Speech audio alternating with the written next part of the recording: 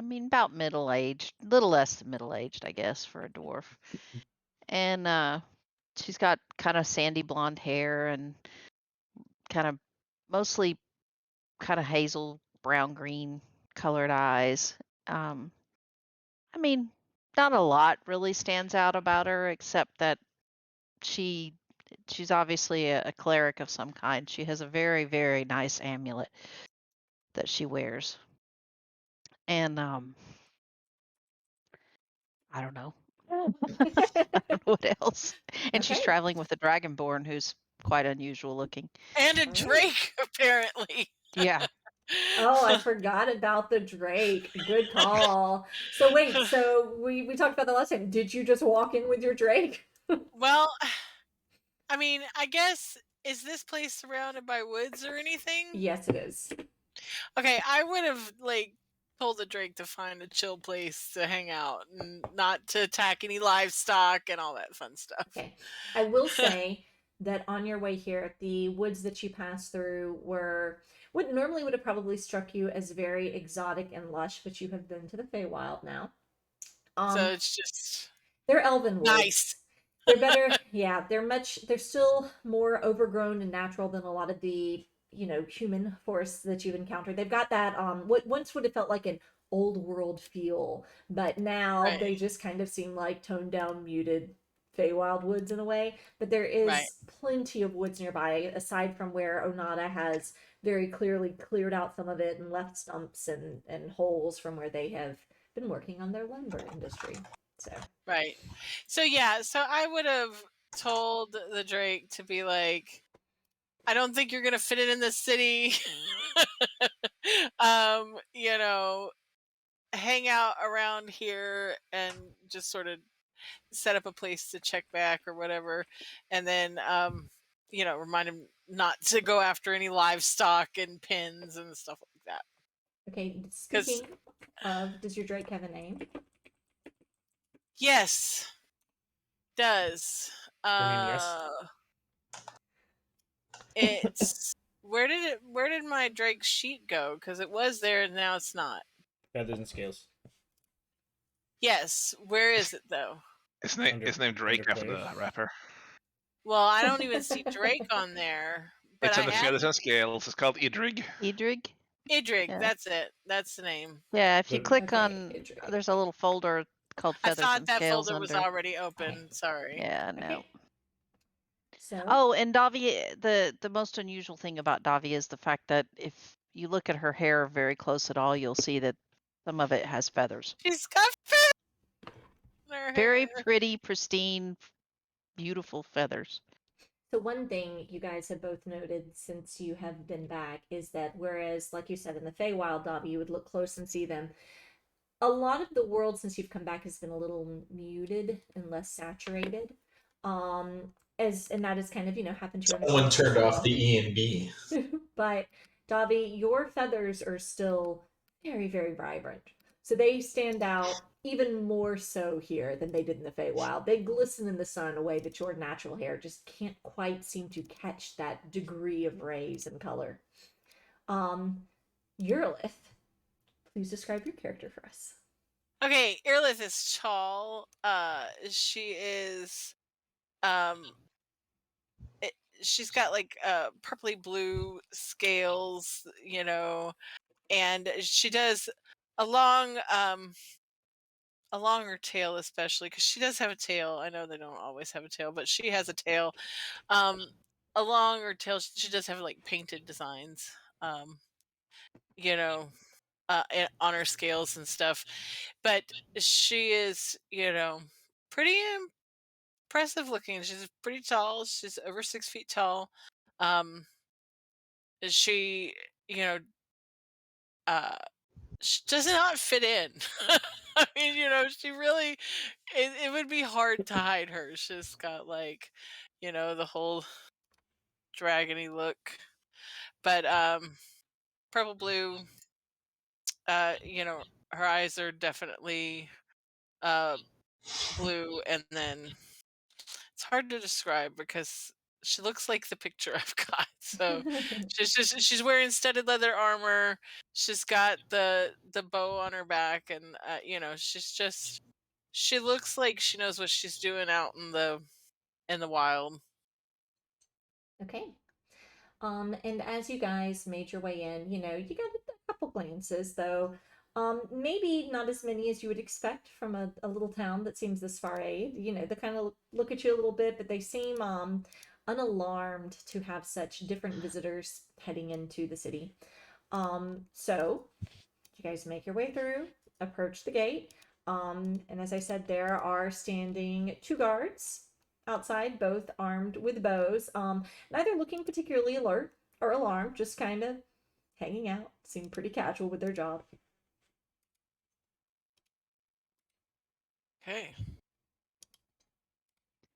I was trying to edit her appearance to add that about her feathers, and every time I click on the little box with the pencil to let me to edit it, it disappears, like the whole description. Very weird. Anyhow.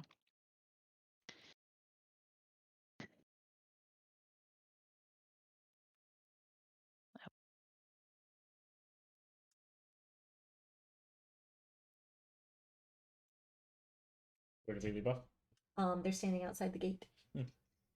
Yeah. Oh, So sorry. No, you're fine. So I was trying to fix that and then forgot we were. You're totally fine. So did the guards try to stop us, or? Well, the gates are closed, but not particularly. They Oh, just okay. kind of watch you. Like one of them is literally like leaned back, like one foot crossed over the other. They are guards only in name at the moment. It appears no one is particularly. so off we're put able by to your just presence. like go through the gates with no problem. I mean, it's closed. You haven't approached it yet or anything. Oh, okay. Well, I mean, Well, then we Davio should approach and yeah, and I don't know if she would recognize him or not from her former travels, but either way, she just say, Davi Stormpeak, Okay, so they look I'm pretty here young. to go to the temple, One hold of up her them, symbol. one of them kind of, stands up. Hi. Are you familiar with the city? Have you been here before? Yeah, All I right. know the place. Okay. I don't know if they were doing this last time you were here, but we're taking down people's names now and their origin. That's nothing personal. We're just trying to track tourism, business and all. So he goes over and he heads over and there's like this little window through the door and he reaches in and he comes back and he flips open this book. He's like, "All right, what's your name, please?" I said Davi Stormpeak. All right. Can you spell that for me? Davi, and if you can't spell Stormpeak, then you need to get to a tavern, son.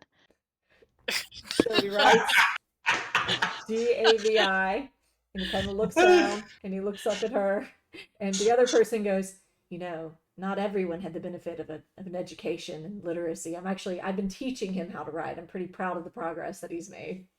Oh, don't you feel bad? No. The guard reaches over for the book and he's like, don't worry, I've got this one, Pen. And he starts writing out Stormpeak. Hmm. He The looks over Feywild changed her. The worst. and then points at you. And what's your name? Earlith, and that I'll be happy to spell that one for you. I would Would you appreciate be it. happy to spell it for me? It's Yrlith.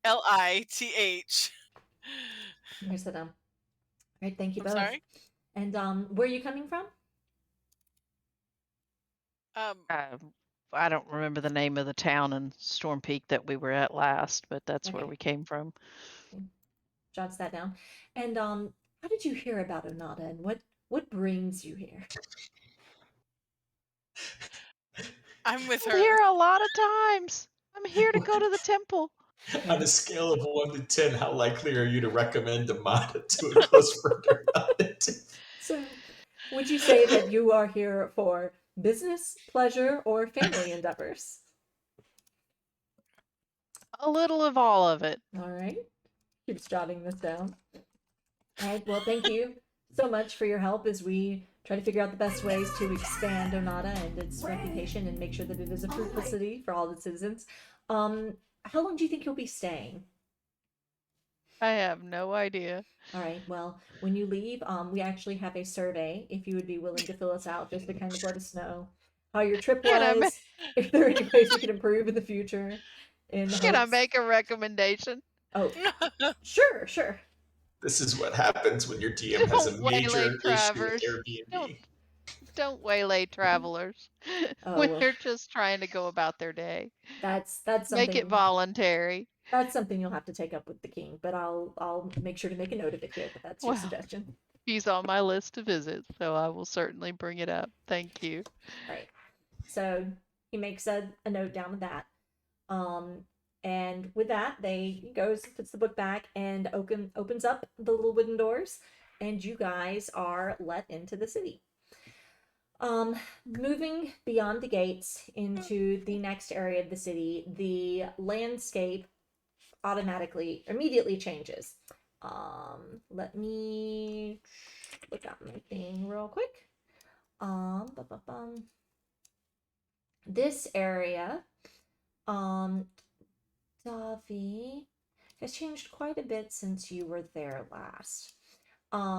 It is, whereas before you had these like small wooden shacks, here you begin to find this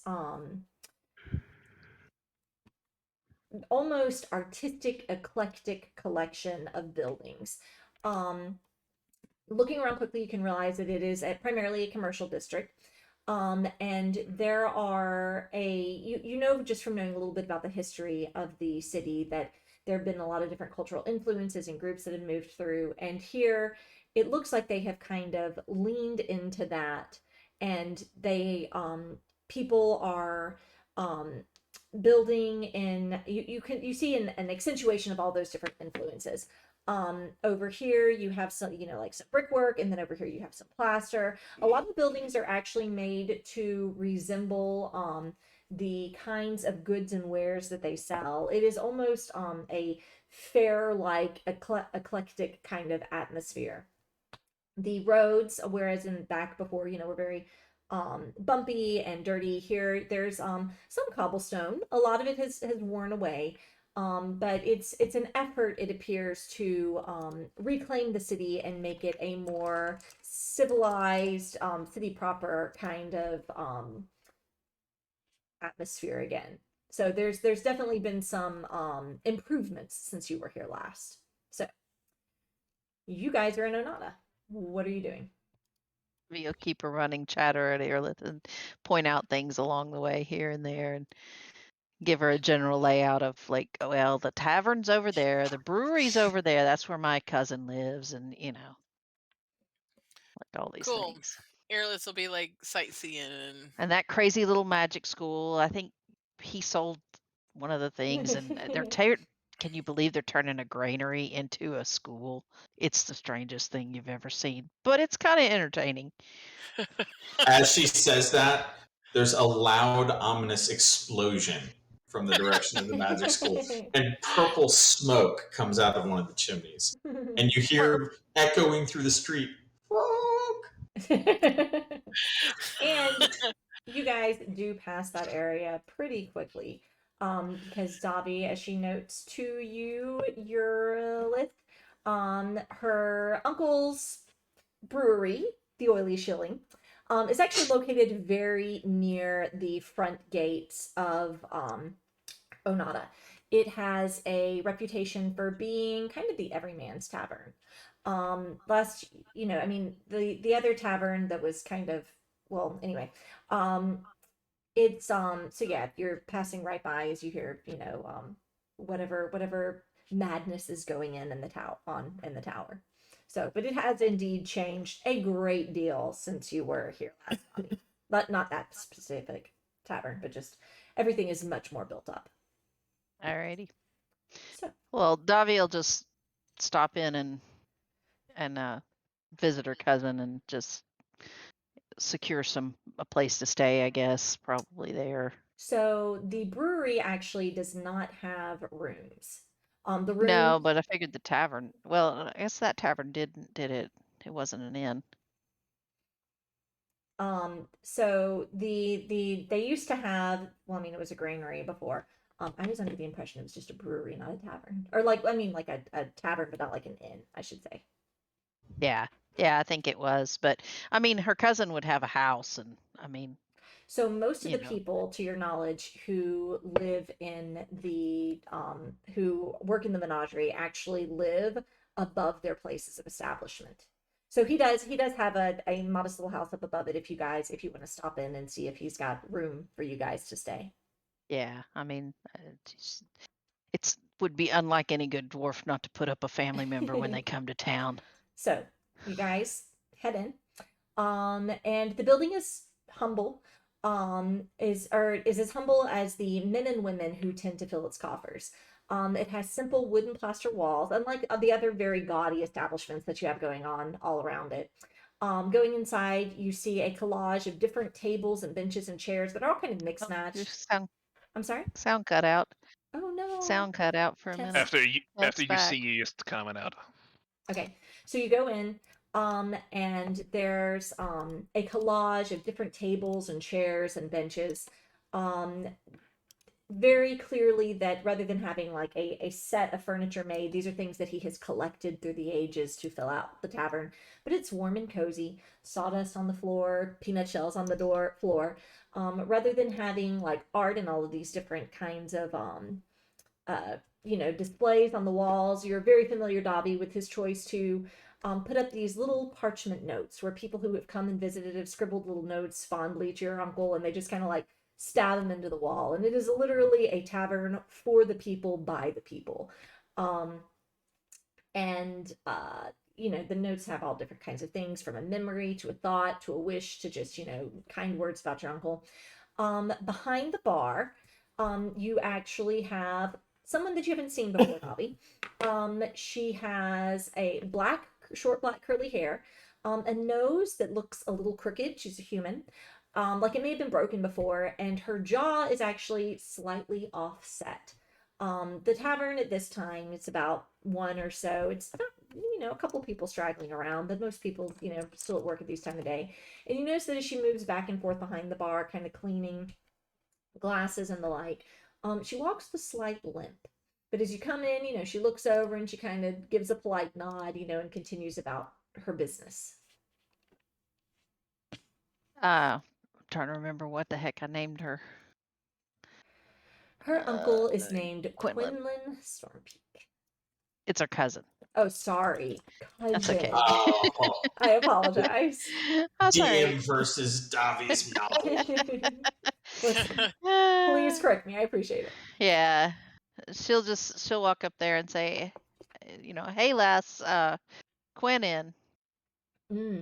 Not at the moment. He was actually out doing some business, but I can leave a note for you or something if you need him. Nah, that's all right.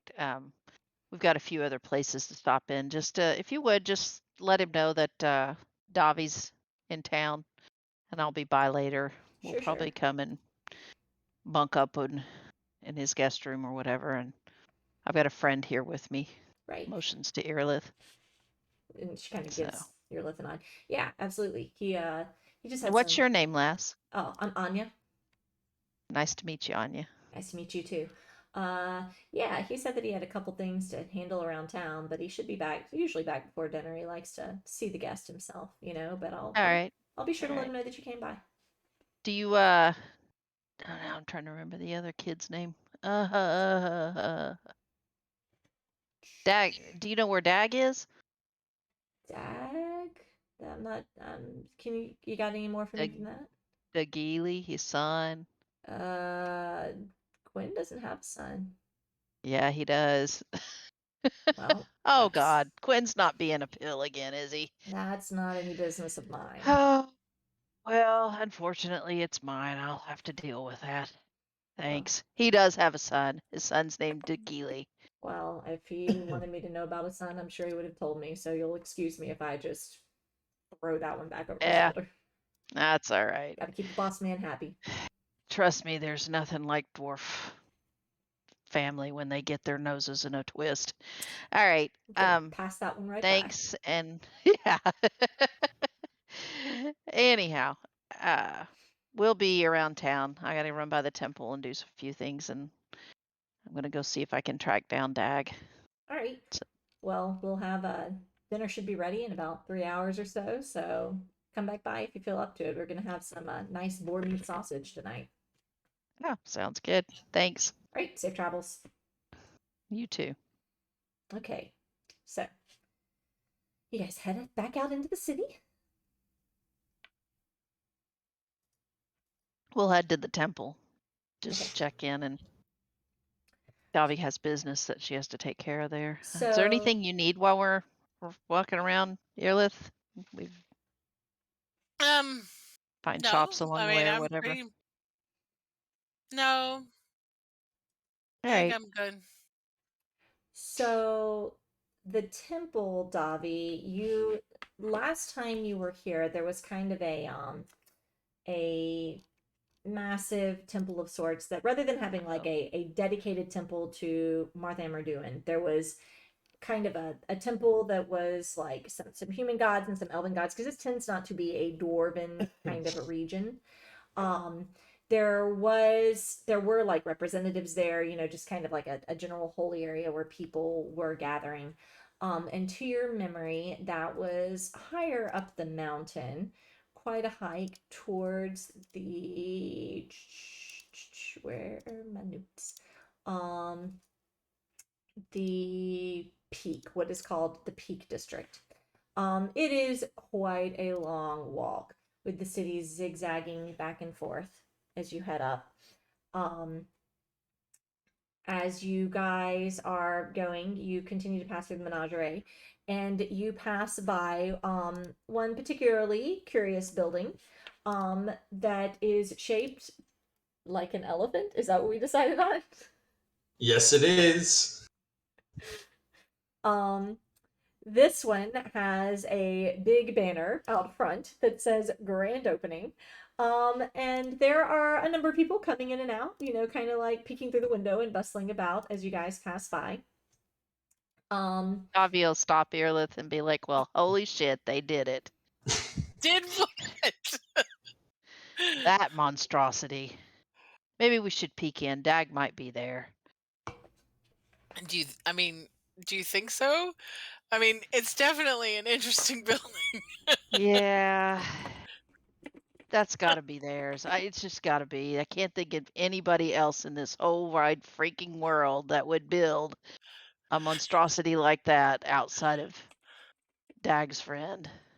Oh, well, Sin, right? Isn't that his name, Felix? okay. Well, I mean, wait. Did you say his name? Yeah. Did we determine if I knew any of that group or if I only knew Kendon? I can't remember. I'm gonna assume it's just Kendon. All right. I think it's just me. Based on the conversation we had last, I think it was just Yeah. Kendall. All right. Cool. All right. Okay. So, as they enter, what does the outside of your tavern look like, guys? So it looks like a giant elephant. The head of the elephant, like the mouth is open with some giant tusks. You actually enter through the toenail of like the front foot and go up some stairs to kind of the main tavern area. You could keep going up the stairs to where there are some rooms, should you want some high establishment place to stay while you're in town. But when you kind of enter the main tavern, the area where the giant elephant's open mouth is on the outside, it's basically like a window to the outside, and there's a stage there. Currently, at this time of the day, there's not an actual performance going on, but there are a few people there just kind of throwing daggers and doing some little tricks, clearly practicing for later this evening when they'll actually be performing. And then there's just a relatively simple bar, but absolutely everything is gaudy. Like it's kind of like I don't know, like 1970s kind of like everything is really colorful in some way, but it's probably actually pretty horrific looking. Lots of really awesome patterns, but not being an interior decorator, there's definitely like clashing patterns in different areas. But the tables are kind of set up in such a way that like closer to the stage, obviously people would be set up to watch, but then there's a bar kind of off to the side, and yeah, that's kind of the gist of it. Okay. So, have you guys officially, like, are you open to customers? Are you guys prepping for your opening? How is that going right now? I guess it kind of depends on what time of the day it is. It's about 1, 2 in the afternoon. Day Yeah, drinking. We're definitely in preparation for kind of opening in the early evening for Dag to do a super awesome meal, and then there will be entertainment following that. Okay. So, Dag's there. You and Kendon are there. Raham is working as the bouncer. Yes. I didn't run that by Felix. Felix, I'm the bouncer. Perfect. yeah, I you're a love bouncer. it. Okay. Okay. I love that he is the first person they're about to meet when they get to the top of those stairs. I love that even in fantasy, Tab needed a role where he could just be judgmental of people waiting in line. Okay. So, what I need from each of you guys, real quick, is a description of a way that you are helping to prepare for this opening night. And then we're going to have an accompanying role. And this will kind of determine how much interest and excitement you have drummed up about the tavern coming to fruition finally. And it can be something in the past too. It doesn't have to be actively doing right now. All right, who first? Cock, go. All right. Don't fuck it up. Is this? So, are we talking about? All right. What do you want? You want a description?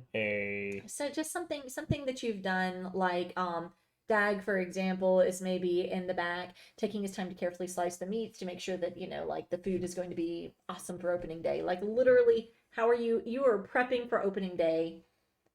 How are you doing it? And that when I say it can like go back, like Felix was talking about like interior design, like, having picked out the rugs over months, he's carefully, So Kendon has spent all of the early morning going to every single farmer's market he could possibly go to talk with all of the lumber jack folks that are probably going out to cut down trees or some shit. Because eventually they're going to come back in and they're going to be tired. And they're going to need someone to kick up their feet. And he's going to tell them about all of the great deals on ale and liquor and mead that they can get because of the grand opening night. Okay, roll a persuasion check. Oh, motherfucker.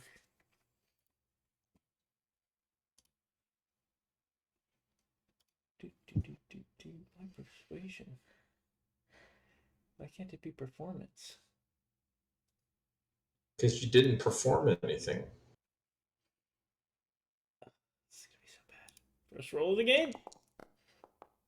Not bad. All right. Okay. So this is a bold move because the Oily Shilling has a reputation of being the everyone's tavern. It is no frills, cut the cost, place to go and drink and have a bite after work if you really need to blow off some steam. But they're intrigued, I mean, it's nice to shake it up every now and then. So, heading down to the working class, a bold move, but it does seem that you've drummed up some interest.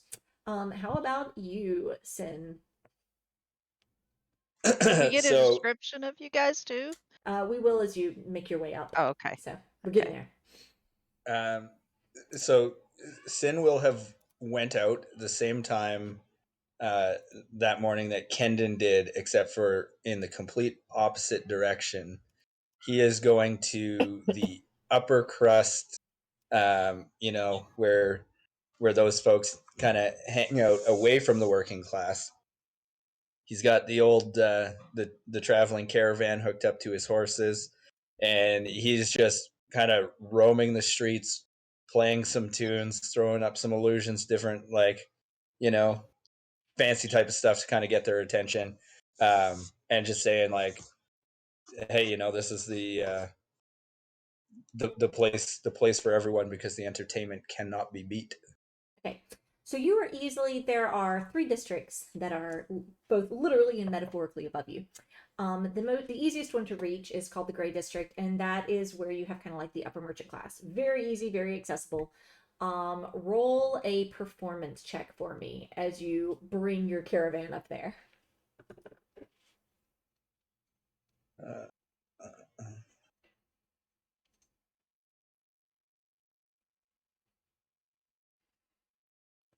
Performance, you said? Performance, please.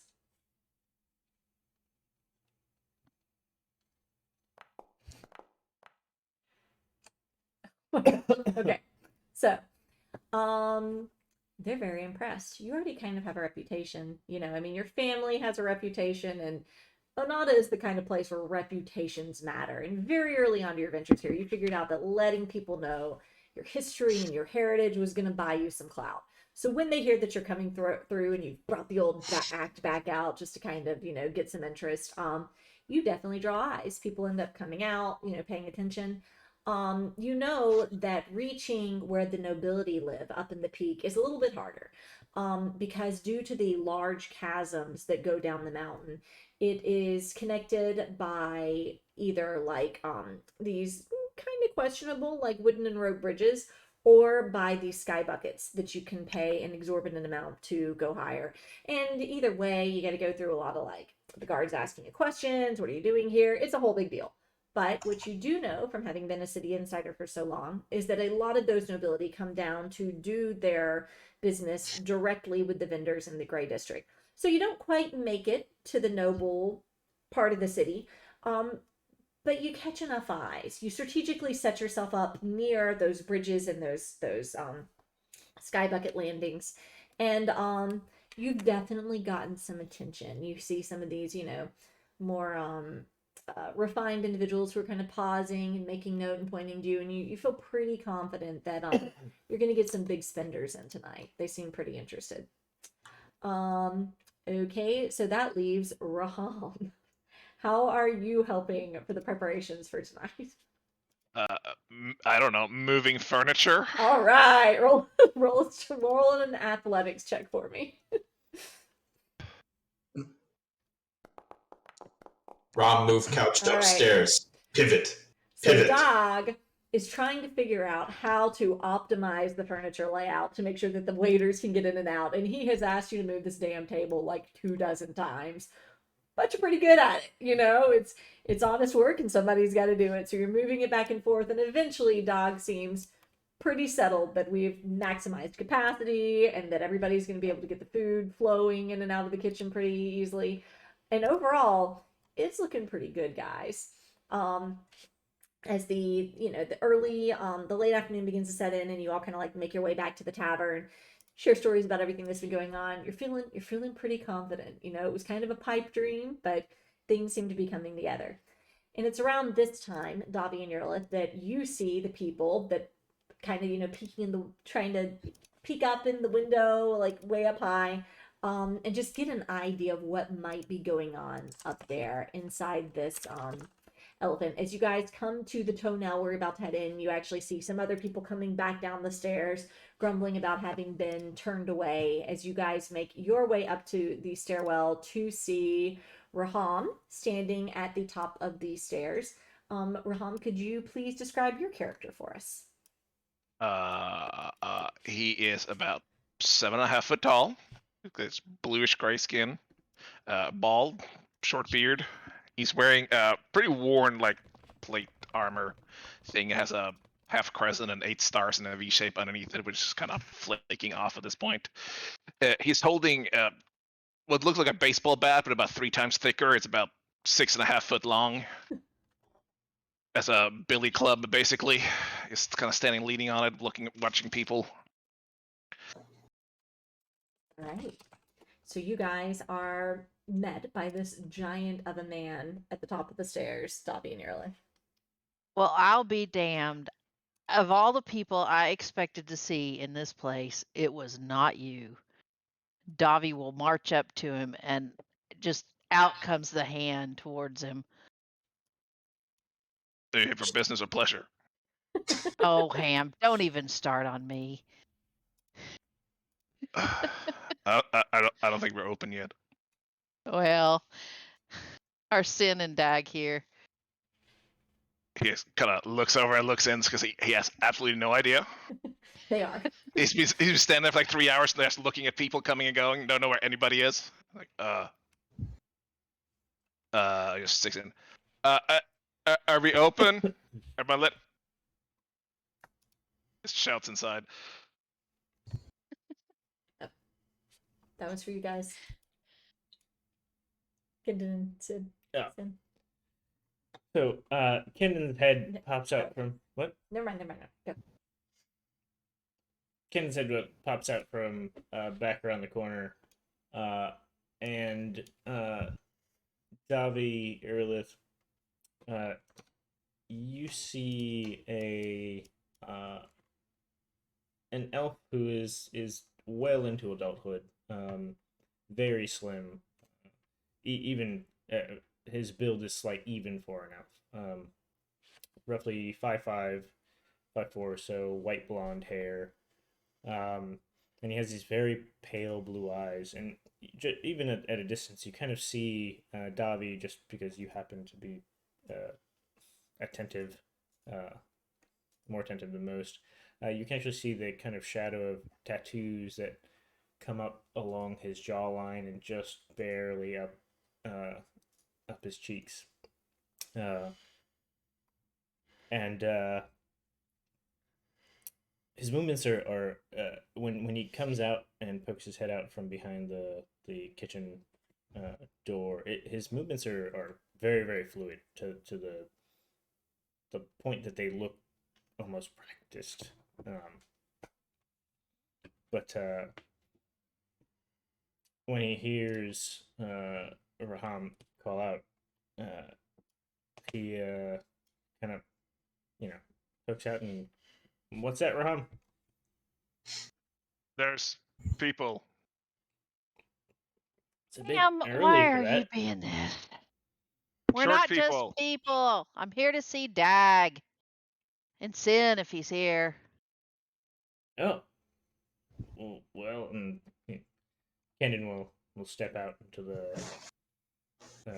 out from the kitchen area and walk out around the counter and kind of dust his hands off. Well, if you're friends of Sin and such, I suppose we might as well let you in. Is there anything we can get you? Nah, I mean, go ahead, Liz, sorry. I was gonna say, so it's been a while probably since Earless seen Kendon, but would she recognize him, or have you changed? He is definitely. So he's definitely familiar to her. He is absolutely had some rough years between the last time she saw him and now. But not unrecognizably so. No, the tattoos are familiar. She can see them coming down his neck now. And she's familiar to how he has, like, he's got braids in his hair. He is very distinct in that regard. He does not seem to recognize her at all. Yeah, because she's older now. Because she would have been a young, very young, but now she's a young adult. So, oh my gosh, like Earless is gonna go in like this whole full fangirl mode, sort of, and she's gonna be like much less excited than that, but sort of like just on the edge of fangirly. She's gonna be like, "Oh my gosh, how did you get here? It's been so long since I've seen you." Kendon will just freeze mid motion at the sudden outburst of Earlith surprise and excitement, and just stare at her for a very long time. You used to come and visit us all the time, and tell stories, and it's very exciting to see you again.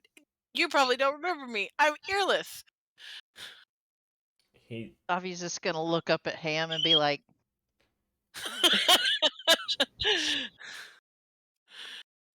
so Kendon pauses and considers her. As he was at Earless, kind of excited explosion of energy, Davi and Earless, you notice him kind of shift back behind the counter some, but the gears seem to be turning now. He goes,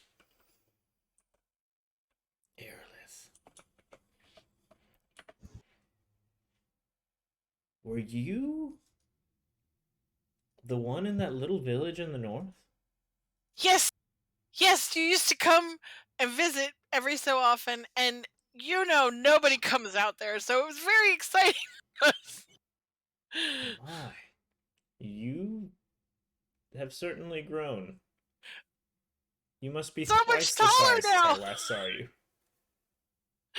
I'm so much taller now, and I have been so many places.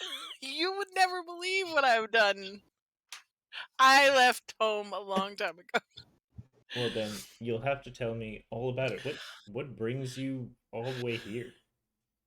I'm with her. I'm gonna motion to Tommy. I met her. way to greet an old friend. My, how you've grown. Well, last time he saw me, I was just a dragon. I was just a little tiny dragonling. It was that I was just little. So up, So, not out. That's good to know. but my goodness, you're a long way from there. Life has a way of taking us places. Well, Davi That is the just truth. waved. I've been all kinds of places. I have been to the Underdark. I've been to the Feywild. It's amazing. Have you been there? Because it's awesome. Kendon laughs a bit and he reaches under the bar and turns around and fills 2 mugs of ale. And brings them over to Davi and Aerolith.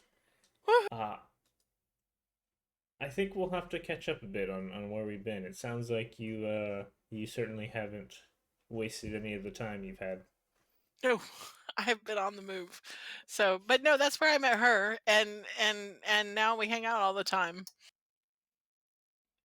Interesting. And this is... And he turns to look over at Davi. Oh, this is Davi Stormpeak. She's a But while y'all are talking, Davi's gonna not want to be ignored. She held out her hand to Ham and he hasn't shook it yet, so she's gonna grab his massive hand and slap it, and she's gonna grab his forearm and shake his hand and then pull him down to give him a hug. Which is probably kind of amusing seeing from a Revel in the awkwardness. little dwarf and a huge Yeah. Goliath, but you know. He looks around, make sure nobody sees him.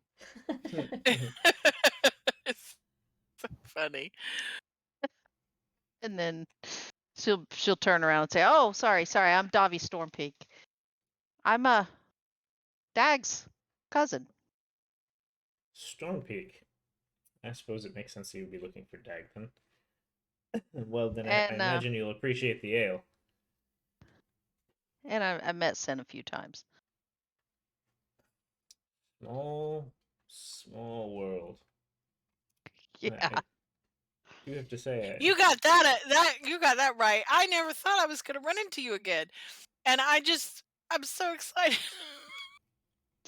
Davi looks highly amused at Aerolith at the moment. Meanwhile, Rami's just waving the next person on comes up because it's open now, apparently. So just letting like the next couple people in. You have another person who comes up and they're like, "Are you guys open?" Oh yeah. All right, Come people on. start filing in. They may or may not be open. I mean, the moment that first person doesn't get turned away, it is on. People like it is a steady trickle now as the inn starts filling up. Sin, who is presumably not in the room and in the back somewhere, you hear a commotion. I mean, it's just things are happening outside in your tavern.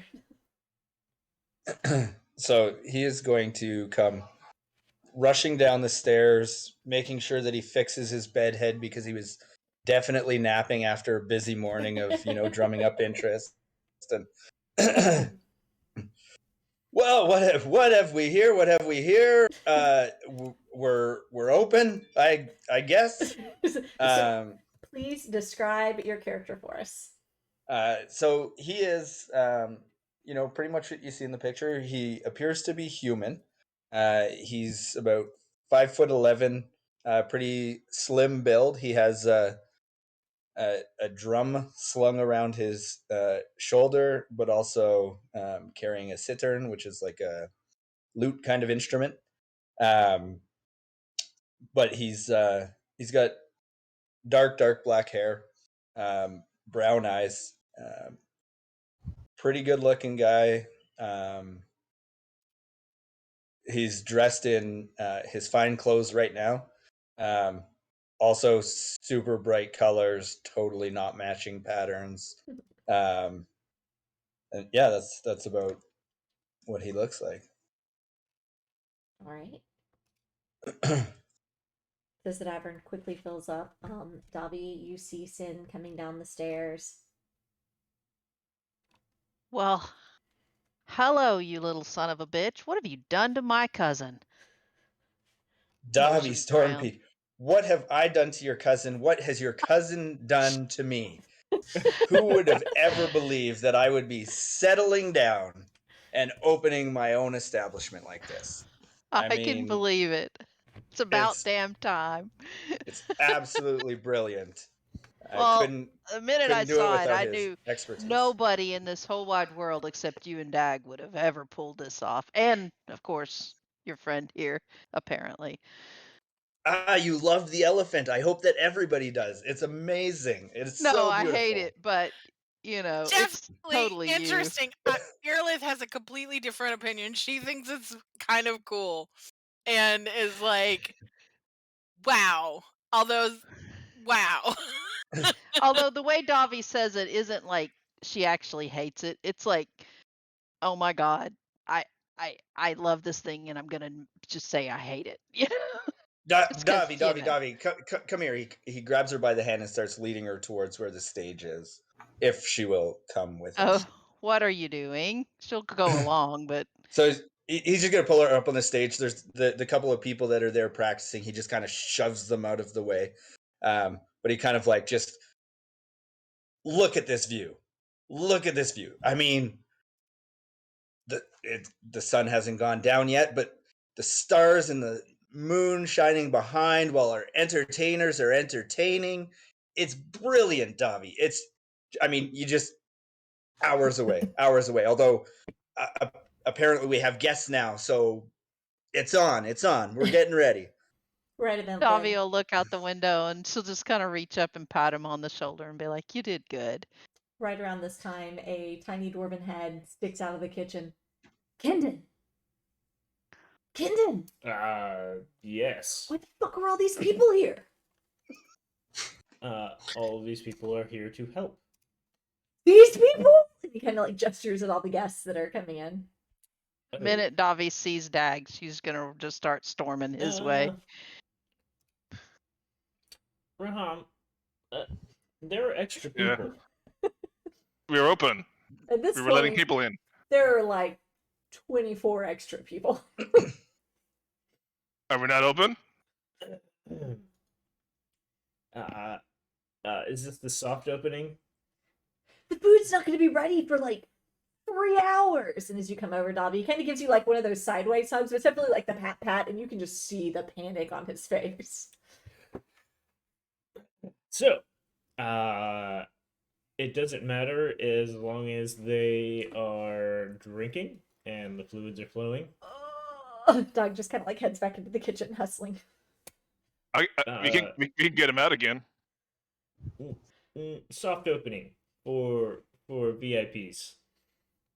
Drinks only. So let people in. No, well, let's. You've got 3 more people lined up on the stairs. What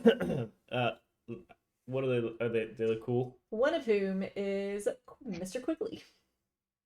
I am here and I look fantastic.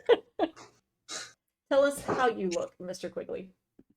Quigley may be short, but he is loud at the moment because he is wearing, if you combined a tuxedo and a wizard robe and then made it shimmery hot purple, that's what he's wearing with bejeweled beholder eyes on both lapels.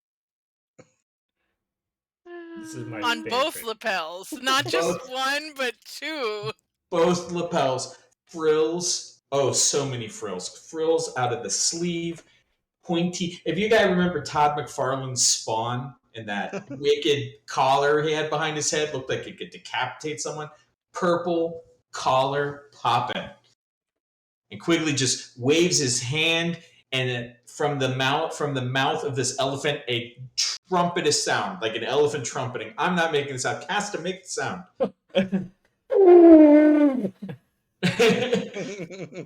Because Quigley is here. Never closed. And with that sound, you guys can hear the feet on the stairs. Boom, boom, boom, boom, boom. The people have been Wow. summoned. Wow. I did better than both your rolls. You're welcome. This is very taken aback. Everything just like wide eyes. Sin? I mean, What's we're open. Dobby's cousin's name again? I keep losing it. Dag? Dag. Are you asking Okay. us or Sin? I'm asking out character. Sin? Doug? Don't talk to me! I think we're open. And Quigley Open, kind doors of open. Quigley peeks around Rom's massive thigh. It's like a tree to him.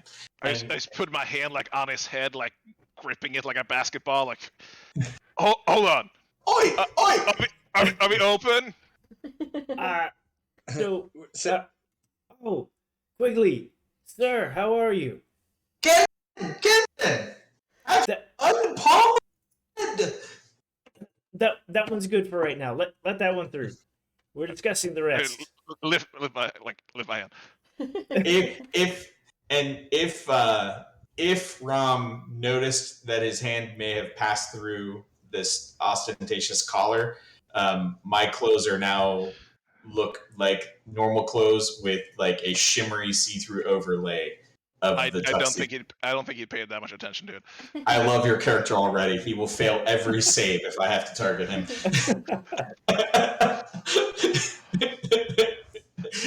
if there's inter-party conflict.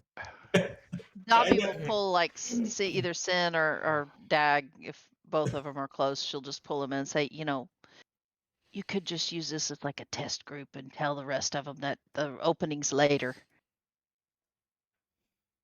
It's a And, trial run.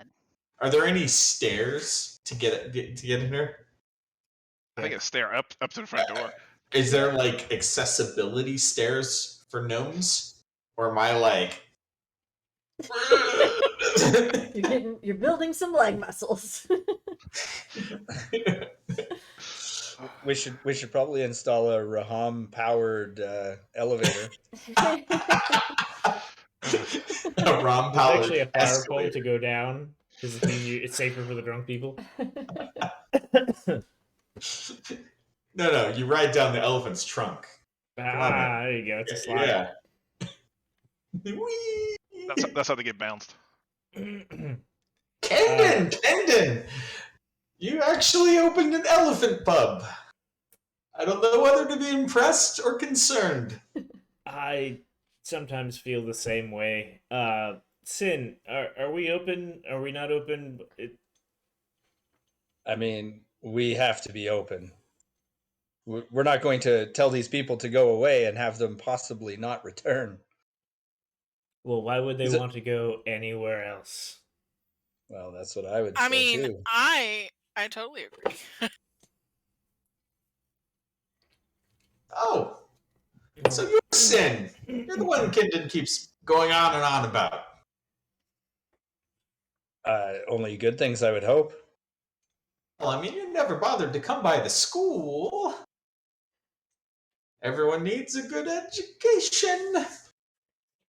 You know, I don't disagree. I think what you're doing over there is fantastic work.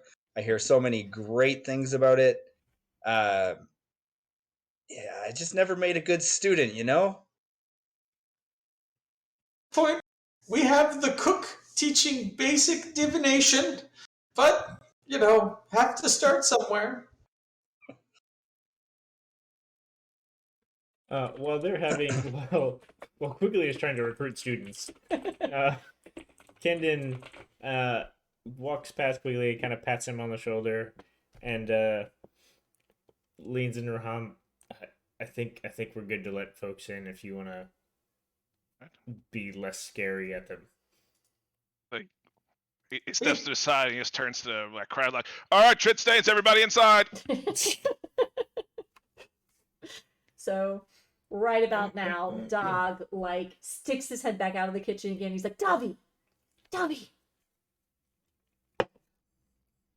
I'll I need come help. help you, The Dag. wait staff isn't supposed to be here for 2 more hours. I don't know what they're thinking. Can you just get people's orders or something? Hey, Earlith. How do you Yeah, feel about Dobby. being a waitress for a little bit? Hey, I can carry things. He claps you on both shoulders, Dobby. He's like, you are saving my life once again. Well, She's good some at things that. never change. Oh, thank you so much. And he dives back into the kitchen.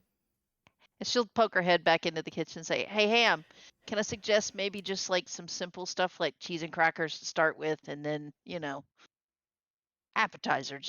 You don't want people to get too drunk too early." Okay. Right. You want to keep them buying more ale. So he calls over to okay, so am I saying your name right? Raham? Ram, I think. Ram? Okay. So Because I found Graham and then I just took the G off. so he goes, Ram. right, Dobby give me a-" clearly calls him Ham. He starts waving you over. And Dag has for you this platter of, at Dobby's suggestion, cheese and crackers and stuff. He's like, go wait people or something. He just stares at this like, Earlith is gonna words. Earlith is gonna swing by and sort of grab the tray from him and be Yeah, like, okay, "I'll sure, take sure. care of this," Sure. and I'm gonna circulate amongst the crowd. While Earlith is taking orders and waitressing, Davi will just head off to the bar and start doing the bartending if they need it. Do we have? If there's one thing she knows, it's her employees here? alcohol. Yeah. Do you? I would think we would have hired. So Dag said the wait staff wasn't supposed to be here for a couple more hours Okay. because you're early open. That's your choice. So, Yeah, that's so fine. he's conscripted us to Quigley help. is signaling for some cheese. Hey, scaly woman. Earlith is gonna be like, what? She's gonna lower the tray and keep lowering it. Quigley is tiny, right? You're a gnome. He's gonna right? have. Yeah. Earlith is gonna I'm have to gonna get really low. Yeah. Yeah, you have to get low. Okay. Yeah. He's gonna help himself to a little bit of cracker and a lot of cheese. Well, that's definitely something. Do you need an ale? Because I'm sure that we have some gnome-sized ales behind that counter. No, I'm not much of a drinker, you see. But cheese, always good for cheese, and I'll have at least a quarter of a Storm Peak ale before leaving, of course. Okay. Well, let me know when you want that ale. In the meantime, I'm gonna circulate with the cheese. I'll come back. Oh, absolutely! Be sure you stop back by. So I'm gonna continue to circulate and try to, and I'm every now and then again I'm gonna swing to the bar and get pitchers or whatever people are ordering. I need to know what type of cheese this is. Is this a hard cheese? Is this a soft cheese? Is this a moldy cheese? Is it like a charcuterie board? Or what was the deal with the crackers? I'm gonna go with white cheddar. White cheddar. Well, On saltines. on saltine. This is What what happens. is You get here this? early, unannounced. You get What the is white this, cheddar a bar and for saltines, toddlers? unsalted saltines. Oh my gosh. Okay. Irlith, as you have this massive tray and you're weaving around these people who are just flooding into this tavern, I need you to roll a dexterity check for me. How many people are in here? 50 wanna- to 100. Do you want a It is dexterity check standing or, room only. What's our an- fire? What does the fire department say we're allowed to have? You're the ones that rolled almost straight 20. do you want a dex check or an acrobatics check? Acrobatics is fine. Don't fuck this up, Leah. Oh, so you are doing your damnedest. But as you go, My As you go- tail's hitting some chair. weaving through, you're slapping some people in the calves as you go, and then this one little Oh, gnome sorry. thinks he can cut you off on the way to the bar, and you just lose it. You go and you stumble, and a pitcher of ale goes off the top. Thankfully, Ah. it hits the ground and not a patron. So it's a mess, but it's not irreparable, but there's this clash, and everybody kind of pauses and turns and And looks. Kendon immediately cheers. Ah, that's our first one. There's this I'm kind of gonna be awkward like- pause, and then the crowd, wait, roll a performance check for me. He's good at that. He gets proficiency in that from his subclass.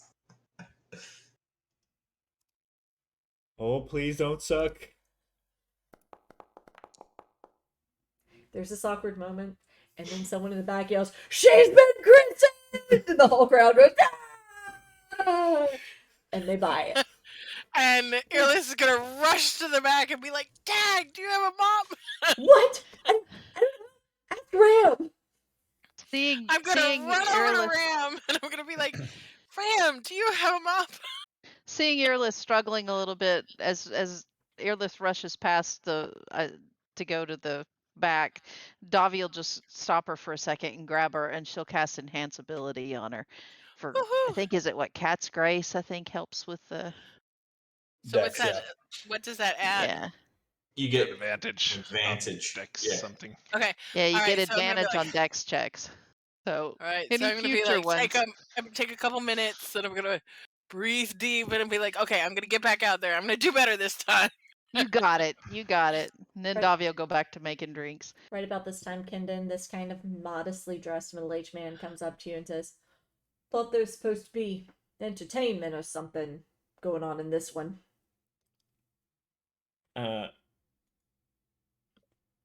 You see, he's modestly dressed. Yes. Do- Clearly from the hard labor arbor district, the kind of people Okay, you're so around the there. folks that we you don't know. recruited. Well, we made a decision based on the hard work of, based on the work that you and all of the folk that hold up this town put in, that we should open early. There's absolutely entertainment on the way, but we figured you all deserve the ability to be here first and find a place to sit or stand or do whatever you like before the rest of the folks who don't contribute as much to this town start taking up space. Roll, Oh, he's In the really back- spun this. roll a in the persuasion check background. with advantage. In the background, Quigley is scaling a bar stool. Wow. Just wow. Earless is gonna kind of swing by and boost him up with her tails. 2 19s. You'll never do that again. You Nope. see a tear come to this man's eye. He takes a deep breath and nods and goes, "I knew I liked you when I saw you earlier." Kendon gives him a nice friendly slap on the shoulder. He returns the gesture. "May it be a good opening day." We can only hope, sir. All right. So you guys have people swarming all over this tavern. It is definitely barely standing room only at this point. You cannot make it through the tavern without bumping shoulders. Davi, you are filling the drinks as quick as you can. You just literally to the point that you were just passing them out to the counter and just being like, leave your payment, leave your payment, just back to back to back to back. There is definitely a big fascination with the window at the front of the Elephant. People are just kind of cycling through and looking out and being like, oh my gosh, look, I can see my house. Oh my gosh, you can see the peak from here, and just very, very amused by it. And things seem to be going very, very well. As you're in the middle of this kind of fluster, Dobby, a very finely dressed man you see kind of making his way towards the bar. He has this button-down orange vest, and he's got this brown leather hat on that's got a feather, immediately distinguishable as part of the upper class in some manner. He has a very finely cut goatee and a curved mustache, and he's wearing a green cloak that has the same symbol on it as the guards that you saw at the front gate. As he comes over to the bar, he goes, excuse me. Yes. Are you the owner of this establishment? Oh, by no means. She'll motion over towards Sin and Kendon, wherever they are. And if they're in different directions, she'll. Sin and Kendon, where are you guys right now? Do we notice him? Roll a perception check.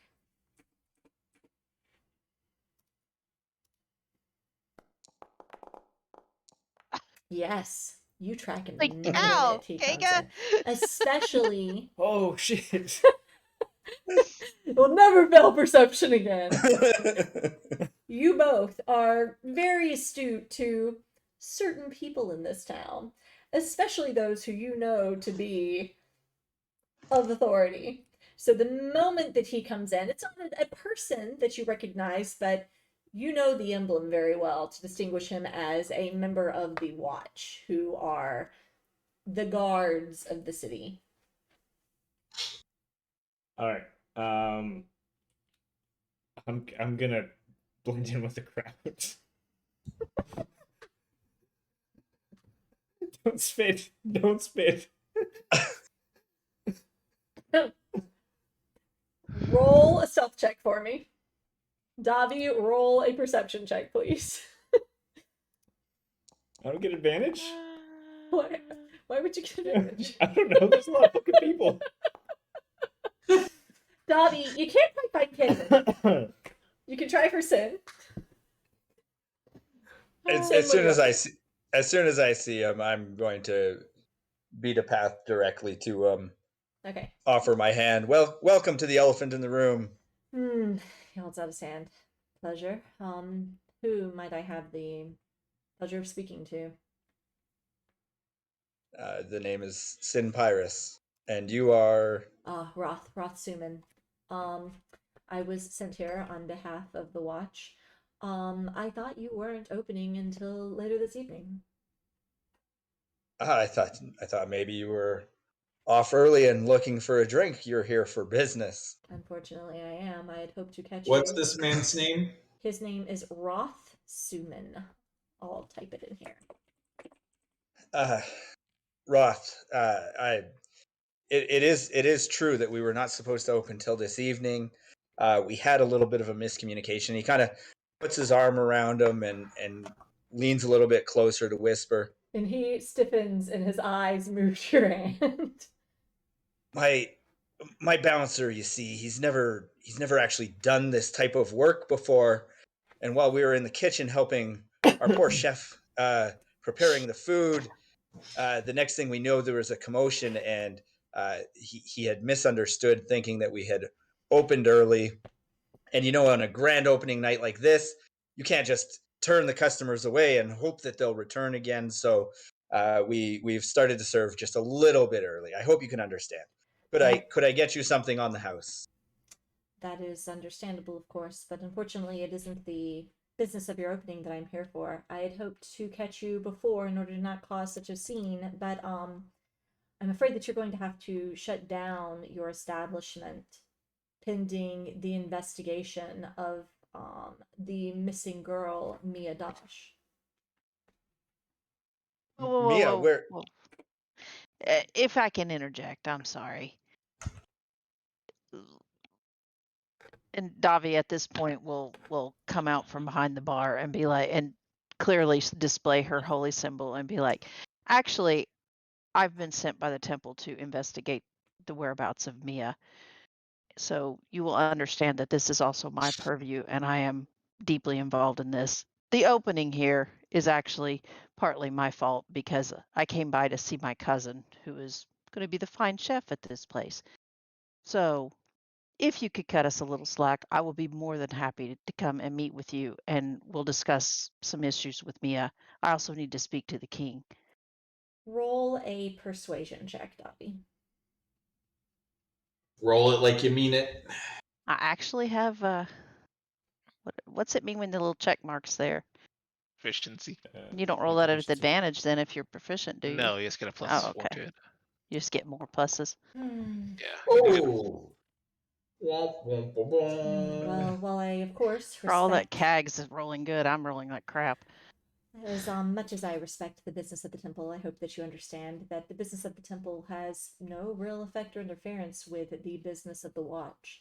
I am glad to hear that we're working towards the same ends, but certainly you understand the dire situation of the fact that this woman has disappeared, and these two, well, are this, and he kind of points at Sin. Some of the workers here have been implicated as potentially responsible for her disappearance. Roth, Mr. Suman, Sir Suman, surely we could go upstairs and, speak in private about these matters.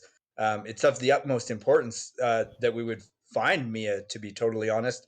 Her presence here brought me such a great deal of joy that I would nothing more than to see her return safely. You roll a persuasion check for me. Hopefully better Well, than you I can't did. put- Oh, the lowest he can get on Buckle this is up. like a This is a 12. 30. Better, let's do it. It'll have to be Fine. 23, I guess. Fine. He kind of considers you for a moment. It's challenging. You have created a very interesting and viable establishment here, and certainly the king is excited for the revenue that it is likely to bring in.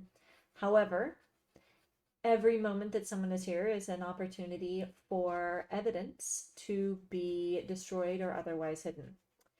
So here's what I can do. We'll shut down the upstairs. Is that where your office is, presumably? It is. I will allow you to operate for 5 hours and finish your opening night. Then we close the establishment and we are allowed to do a proper investigation. 100% cooperation on our part. Very I well. have no issues with that. You won't mind if I guard the stairs in the meantime? No, absolutely not.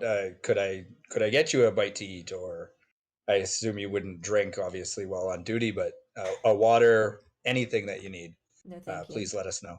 I think it's best if we keep our relationship distant for the time being. At this moment, a spectral, ghostly voice booms in the middle of the establishment and says, "Cheese Dragon, return to the gnome." Wow. The Alex gonna establishment grab the goes silent. And even Roth is like, Oh. And there's Quigley's up on his tippy toes on a bar stool, waving his hand. Earlith is going to make her way over there with the cheese tray and just set it in front of him and be like, "By the way, the name is Earlith, not Cheese Dragon. Please don't call me that again." But I like Cheese Dragon so It much. got your attention very well, but if you I'll call you Earlith, Miss Cheese Dragon. Oh, no Cheese Dragon. I don't even work here. I'm just helping. Oh, you don't? Well, I was going to tip you, but okay. Well, I mean, no, but be sure to tip your bartender. That's who you need to be tipping. Oh, that's a nice scam. I like that. so. Is your Has bartender here yet, Sin? No, I would imagine not. It's been about 45 minutes, almost an hour. You imagine it's going to be about another hour or so before the wait staff finally shows up for the early before their shift starts. So Can I suggest you send somebody to go find your wait staff and get them here early? Yes, I will send one of the Stick practicing around. performers to go drum up the staff and bring them in early. right, and one of your performers heads on out into the city to attempt to go find the staff. Meanwhile, Mr. Suman goes and posts up by the stairs, kind of keeping an eye, but leaving everybody about their business. Kendon, you have, and Ram, what are you guys up to in the middle of this chaos? Ram is standing by the door, just watching inside and out. So Kendon, in his efforts to blend in with the crowd, is spending a lot of time just kind of checking in on folks, making sure that they feel welcome. He is definitely spending or targeting the common folk. I don't know what the demographics are of the crowd at this point. It is, by and large, it is definitely more of the upper class at this point than the lower class. It's about 2:30 at this point. You know that a lot of the manual laborers are still, finishing up and finishing things up for the day.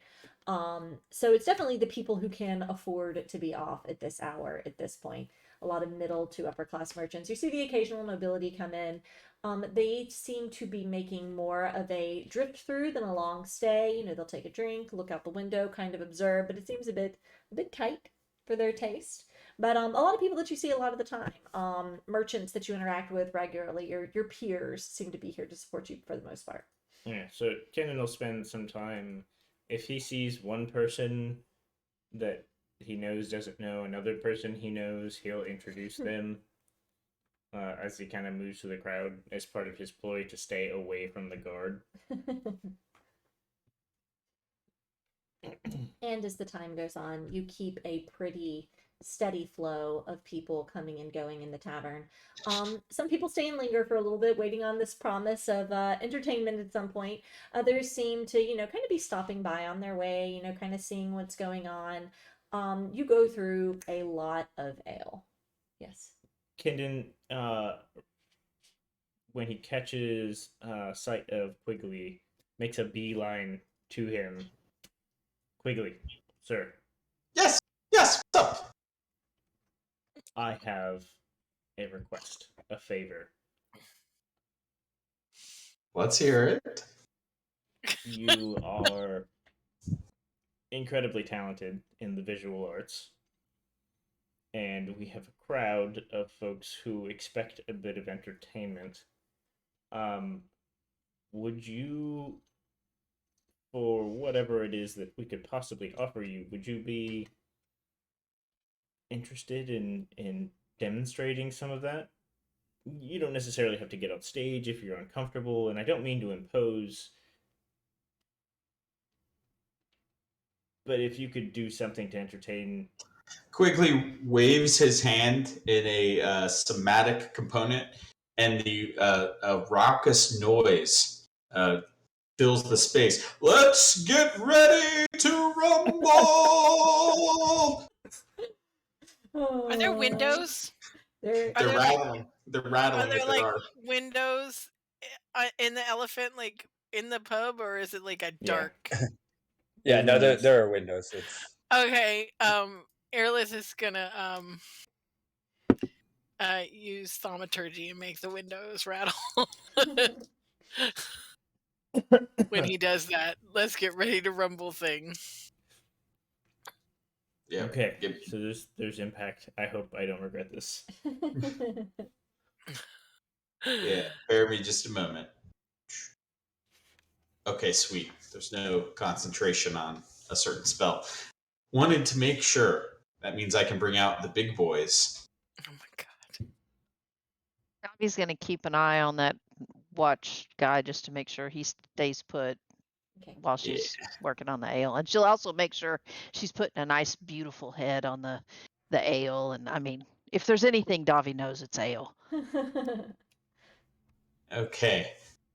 In front of the stage, I am going to cast a spell. Anyone who knows magic will notice obvious verbal components to spell casting. And on the stage will appear a purple elephant that is doing an acrobatics act.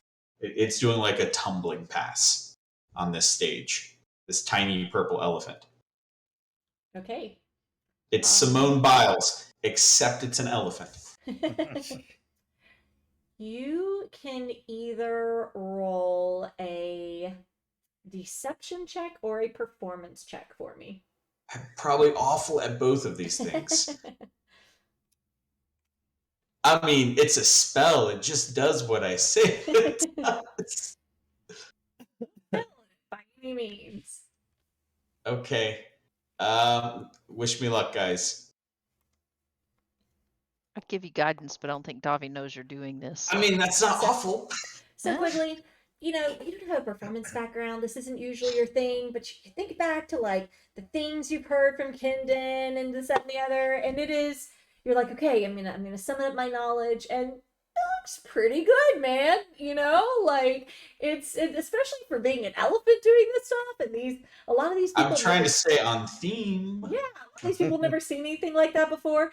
They are pretty impressed. You hear the crowd begin to hush a little bit. His eyes are drawn, and they're entertained by this. And it's definitely you're getting people to linger a little bit longer. They want to see what's going on and watch this display. Here's the thing.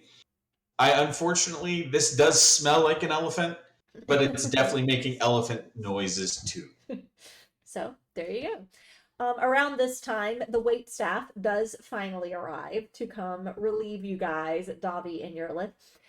Dog also calls out and says that the food is ready. What's on the menu, guys? Keeping in mind that Dag is a really good chef. Stand by. How many Merkin stars has he So earned? not white cheddar on saltines, This y'all. is his passion in life. He wanted this is why he's not making I ale. absolutely have to go blow my nose and grab a drink. I Sure. will be right back. I think you guys can continue. Totally good. Elephants. Yeah, elephants are happening. Hold on. I'm coming. All right. The food menu is crammed green peppers. Crammed? It's green peppers stuffed with potatoes and herbs. Okay. Potato Extra skins. stuffed. So the potato skins have cream cheese and spices on them. Okay. Deep fried potato wedges Okay. served with tomato-based sauce. Sausage stew. Okay. Iceberg salad. Okay. Deep fried fish. Okay. Stewed fish over pasta. Okay. Stewed rabbit over rice. Okay. And deep fried pork. Okay. So that is quite a large menu for a single individual to be working on back there. Oh, I fucked up, guys. Dog. It is no wonder Dog has been in a state of panic all evening. Make it each one in bulk, just one at a time. The dishes Just start leftovers coming rest of the out. night. It is not quite what he presented to you in the theory tasting. Things are a little burnt, things are a little bland, but at this point people are starving. You don't seem to be getting complaints necessarily, but it's okay. It is all okay. Oh man. So Can Davi go back in the back and assist him? sure. Once the bartender arrives. Roll a performance check for me, Davi. Oh dear God. The way I've been going, this is not going to be Obvious good. stands at X, sprinkle salt on everything. No. Oh. Guys, I'm not having a good night on the rollings front. Davi comes Well, back. I was thinking Davi was going to go back and assist him by like giving him guidance or something, but she tries to help, but she's not a chef. Unfortunately, you're there for a little while, and finally Dog is like, listen, I love you, but you're just kind of in my way. And he kind of shoos you out of the kitchen. And Good. it's a She'll give him guidance and it's a Go small on. kitchen, to be fair. He is just flustered. So time carries on, the sun begins to set, and that beautiful view that Sin has been selling people on begins to, Yep. Are the normal performers there and ready to go on? it is about the time that you had told them to All go right. on, Sin. So before they get a chance to, I change the illusion on the stage to be a floating purple eye, and a voice fills the room that says, pre-show entertainment brought to you by the Amman campus of the town. I need to get the name of this tower. Let me see. Oh, I have The it. Arameth, Yeah. The Amman campus of the Tower of Arameth. Yep. and you definitely hear a few things like, "Oh, I've heard of that. My cousin got a degree there." Oh my God. We need to start charging for the advertising. Hey, this was my payment, okay? Yeah, that was this one's good. This one's good. You saved us. As you do your final little thing, quickly, you are approached by two figures squeezing through the crowd that you are actually familiar with. There is a halfling by the name of Tion Ravine and a individual who you know to be a half-elf named Bumar Oldham. You're familiar with them. They frequent your tavern quite often looking for your assistance with different Tavern? tower illusionary needs. You know them to be the owners of the Public's Plunder, the competing tavern in town. Tion approaches you with Bumar kind of behind him. Bumar tending to be the, more reserved, quiet person. Tion comes over, he's like, well, Mr. Quigley, I didn't expect to see you here. Oh, well, it's always good to get in a good word for the tower. We are hoping to offer a third degree soon. Of course, understandable. You gotta go where the people are. You gotta drum up business. Yeah. But what brings you here? I'm actually surprised to see you. I mean, it would be bad business not to check out the competition, and I heard that there might be some, I was actually kind of surprised to hear that there would be an opening at all. I heard that it might get shut down. Oh, that motherfucker. Commotion at the door earlier. I remember, of course, what you told me to keep an eye out for. And he kind of, very unsubtly winks. Everyone who wasn't paying attention to this conversation is now convinced that there's something that they aren't supposed to know about. By this point, Sin and Kendon, just having kept an eye on everything, you are very aware of the presence of Tion and Bumar, who are the last people that you would have expected to see at your opening. Tion kind of shrugs at that and he goes, well, your business is your business, Mr. Quigley. I just wanted to keep you abreast of the latest news on the streets, as it were. Yes, well, I, of course, will do some public service and keep my eyes peeled. It's my duty, of course, as an upstanding member of the educational community. Right, well, that's the best any of us can do, with the way Onada's population's booming lately. You never know who's going to be your neighbor from one day to the next. People of questionable repute are making their way into the city all the time. There's a dragonborn here with some cheese. Well, she did leave the tray.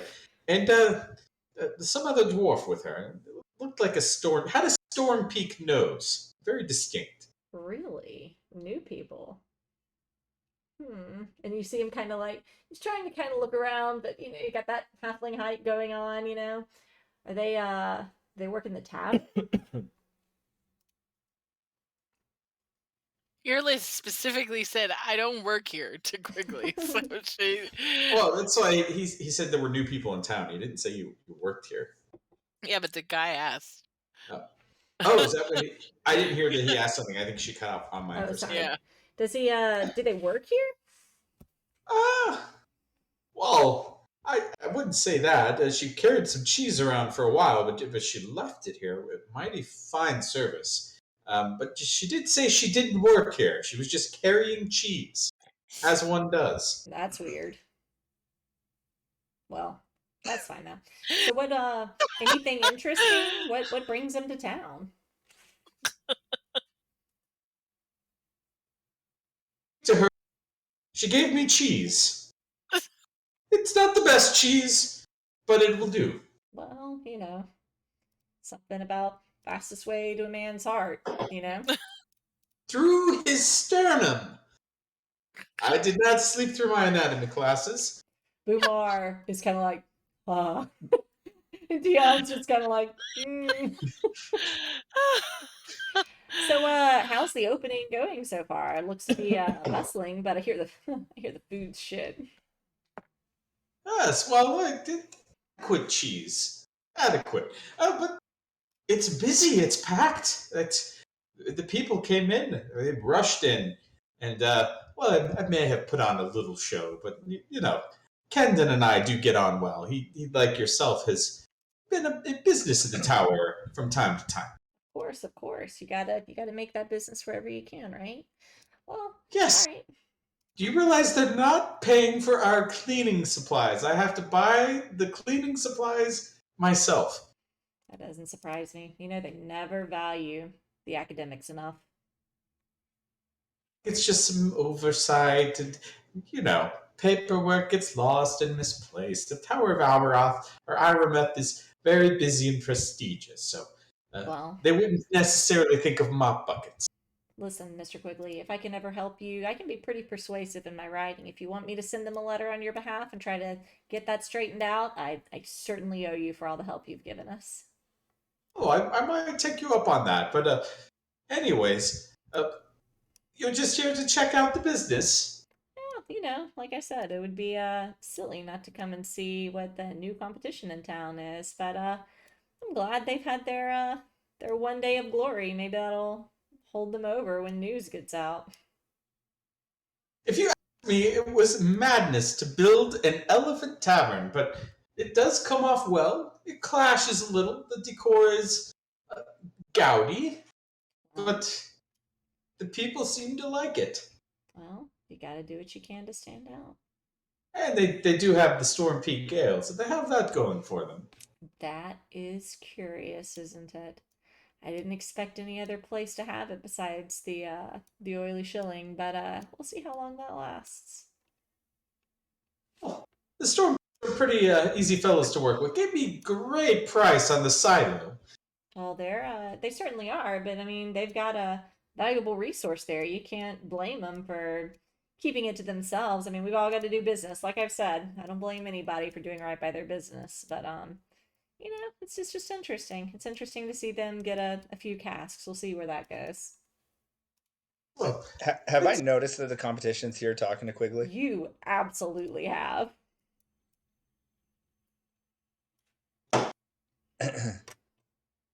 Sin is going to take to the stage, All right. pull out his cittern, and start playing a song. Kind of like an upbeat but kind of chill song. And then going to cast Major Image and have the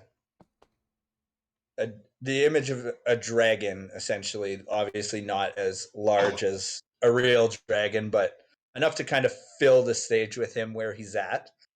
And in the course, while playing a song, a battle between himself and the dragon will happen, where he'll be using some just minor illusions in there to shoot lightning from his cittern at the dragon, kind of thing. And it'll go on probably for a few minutes before he triumphs over the dragon, kind of at the peak of the song.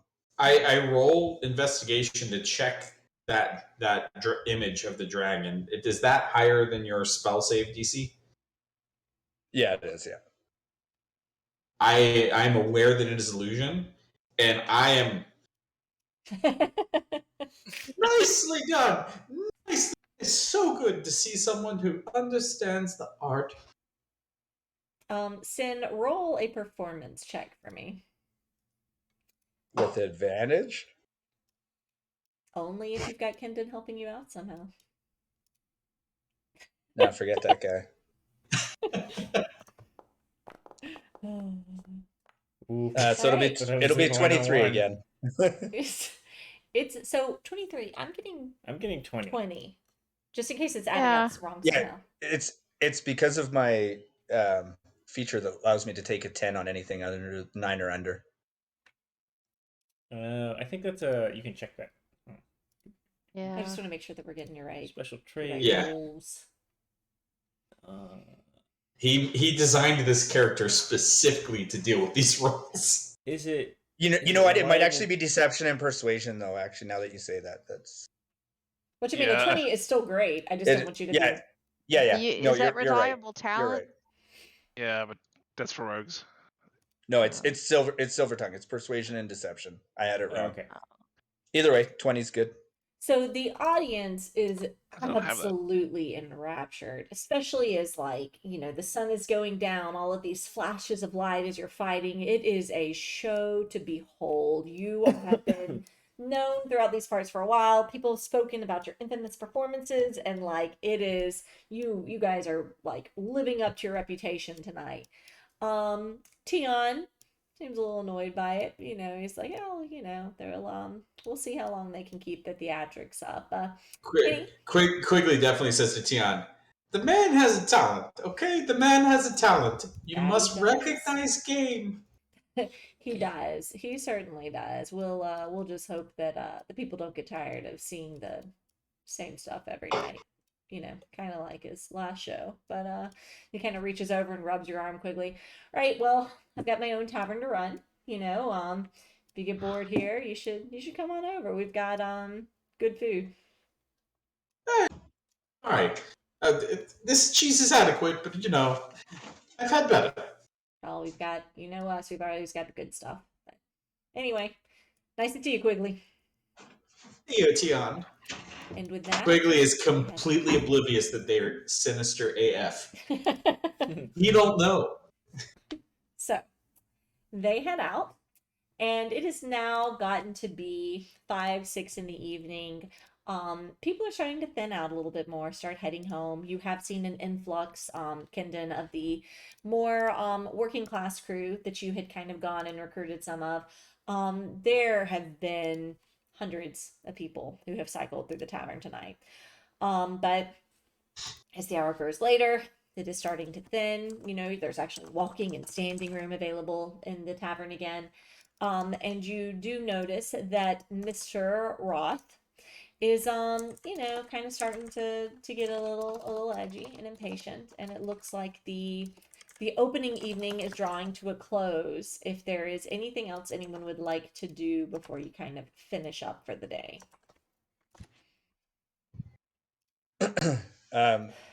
Sin would like to have a quick chat with Quigley.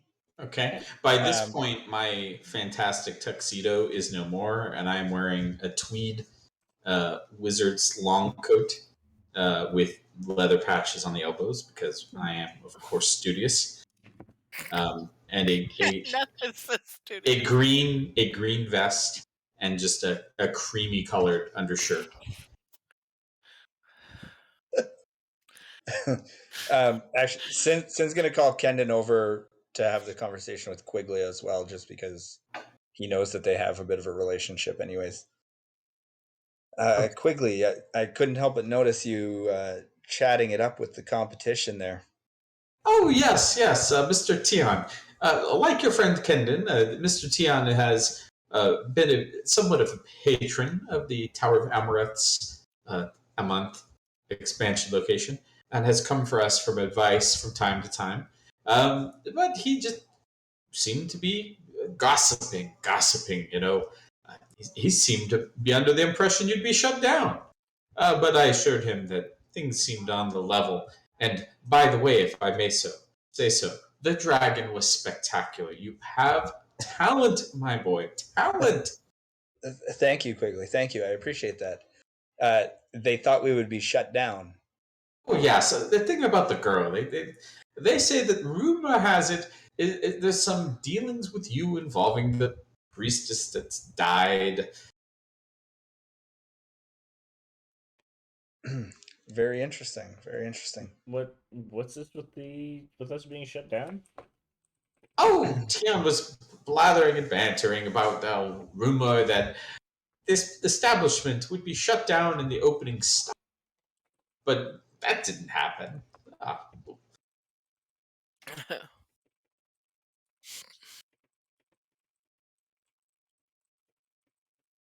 Did they say anything more about the girl?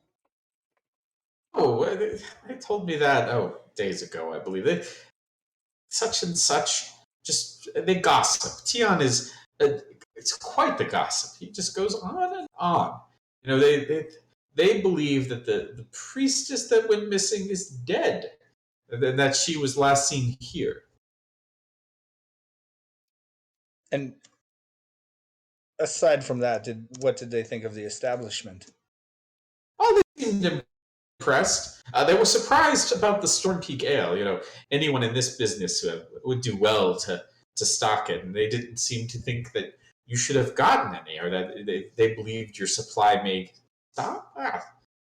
Speaking of which, I meant to have an ale. It was definitely on my to-do list. Try the Storm Peak Ale. It's the best around. Quigley waves his hand, and a spectral voice fills the room. Dragon, fetch me an ale! Earless would have gone into the kitchen at some point just to check it out and see what Dag's doing, and then she'll poke her head out and she'll be like, "I don't work here." The voice then goes, "But you can get an ale." So I go in and get him an ale.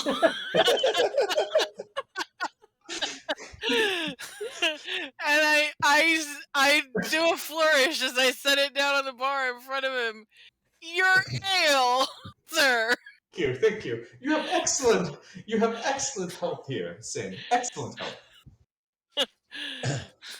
So I'm going to approach Roth.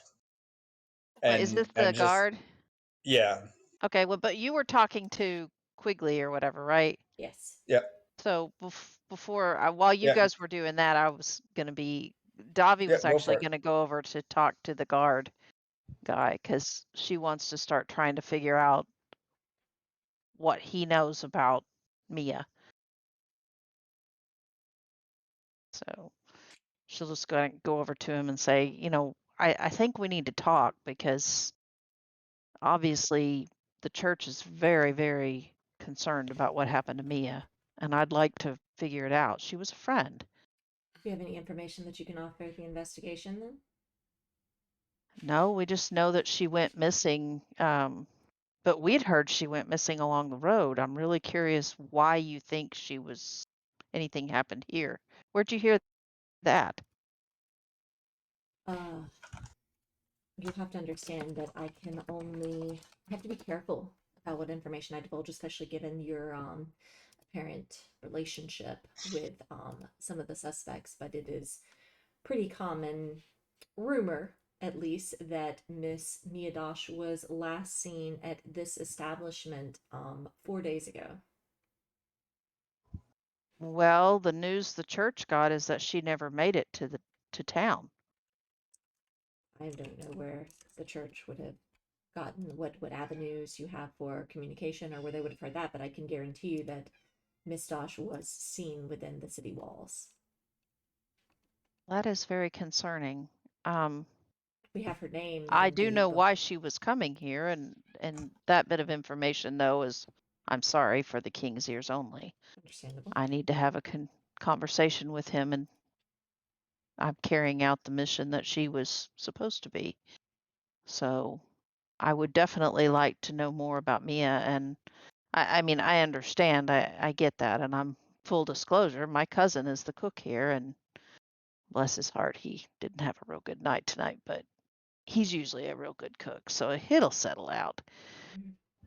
And I But appreciate your understanding with my need to be guarded. But as you have said, it is we are very vested in making sure that Miss Mia is hopefully found safe and well. So we just have to be careful as we continue the investigation. well, I had hoped to come here, but I do have a method of trying to contact Mia if I can. So I can certainly try to do that and see if she's alive. That would be, if you're She able to should do be able that, to tell me. that would be extremely helpful. Yeah.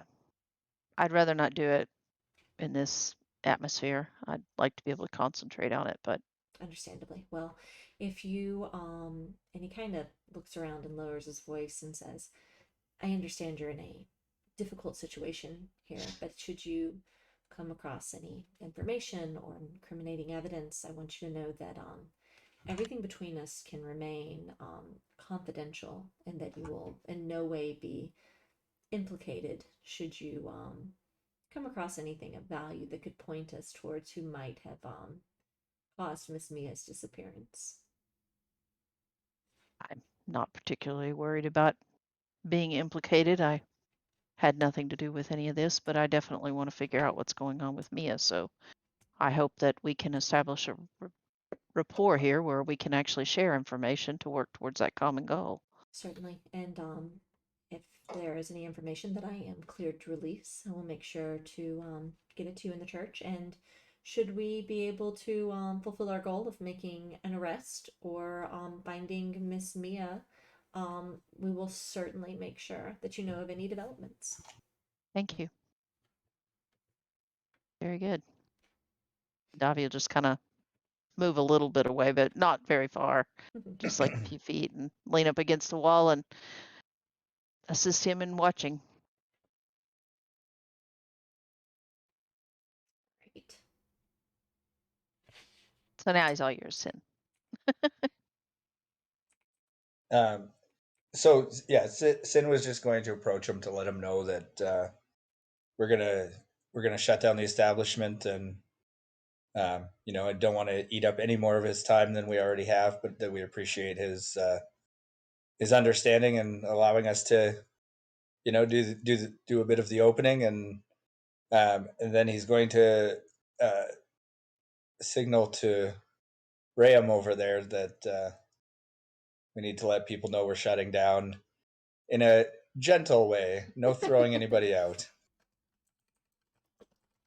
Just kind of let people finish up whatever food or drink they're having, and then while they're leaving, he will kind of stand by the stairs and shake hands and thank them for coming out, and that we promise to get better and all that. All right. And you notice that some of the patrons are definitely reluctant to go. But they begin bringing their mugs back to the counter and slowly kind of like shuffling their way out. You do find that when it comes to patrons who have been drinking for hours, these stairs have proven a precarious obstacle. But it's pretty crowded enough. The people in front of them catch them on their way down. There's no quite domino effect. And slowly everyone. If you fall down the stairs, you're not allowed to drive a cart. Slowly people file out of the tavern. As they leave, Dog comes out just drenched in sweat, leaning on the door frame, and he's like, that sucked. We need more staff in the kitchen. I've made note to hire you help, Dag. Thanks. I'm gonna need it. I appreciate your work tonight. Quigley, do you head out with the rest of the visitors, or do you hang out? Yes. What? Do you head out with the rest of the patrons, or do you hang out with your tavern folk friends? I hang out with my tavern folk friends. Right. Yeah. Okay. There's a lot of cheese on this tray. Good lord. So, as the last people kind of go, Roth heads down the stairs and holds his hands before him. Very well. And Kindon, Yes. what are you up to now that the crowd is gone and Mr. Rothstuman is coming down to address the workers of the tavern?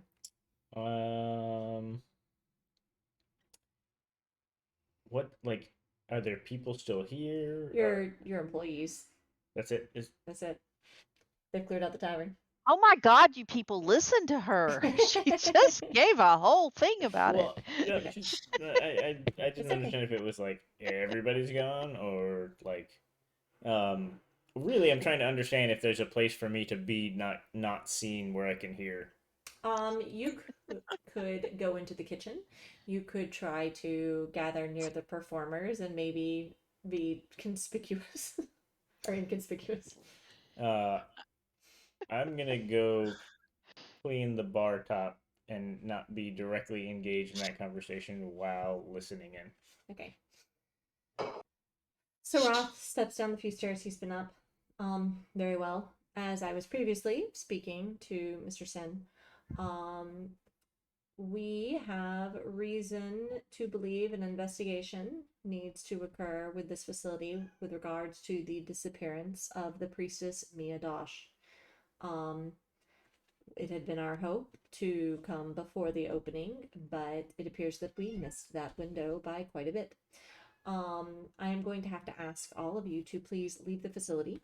We will have the guards come in and do our investigation. Our hope is to be finished in time for you to open again tomorrow. And we'll do our best to meet that timeline. But should we find something that needs further investigation, then of course, as I am sure you all agree, the return of Miss Mia is the priority here. And what investigative training do your guards have? Proper investigative training. Proper. Are they credentialed?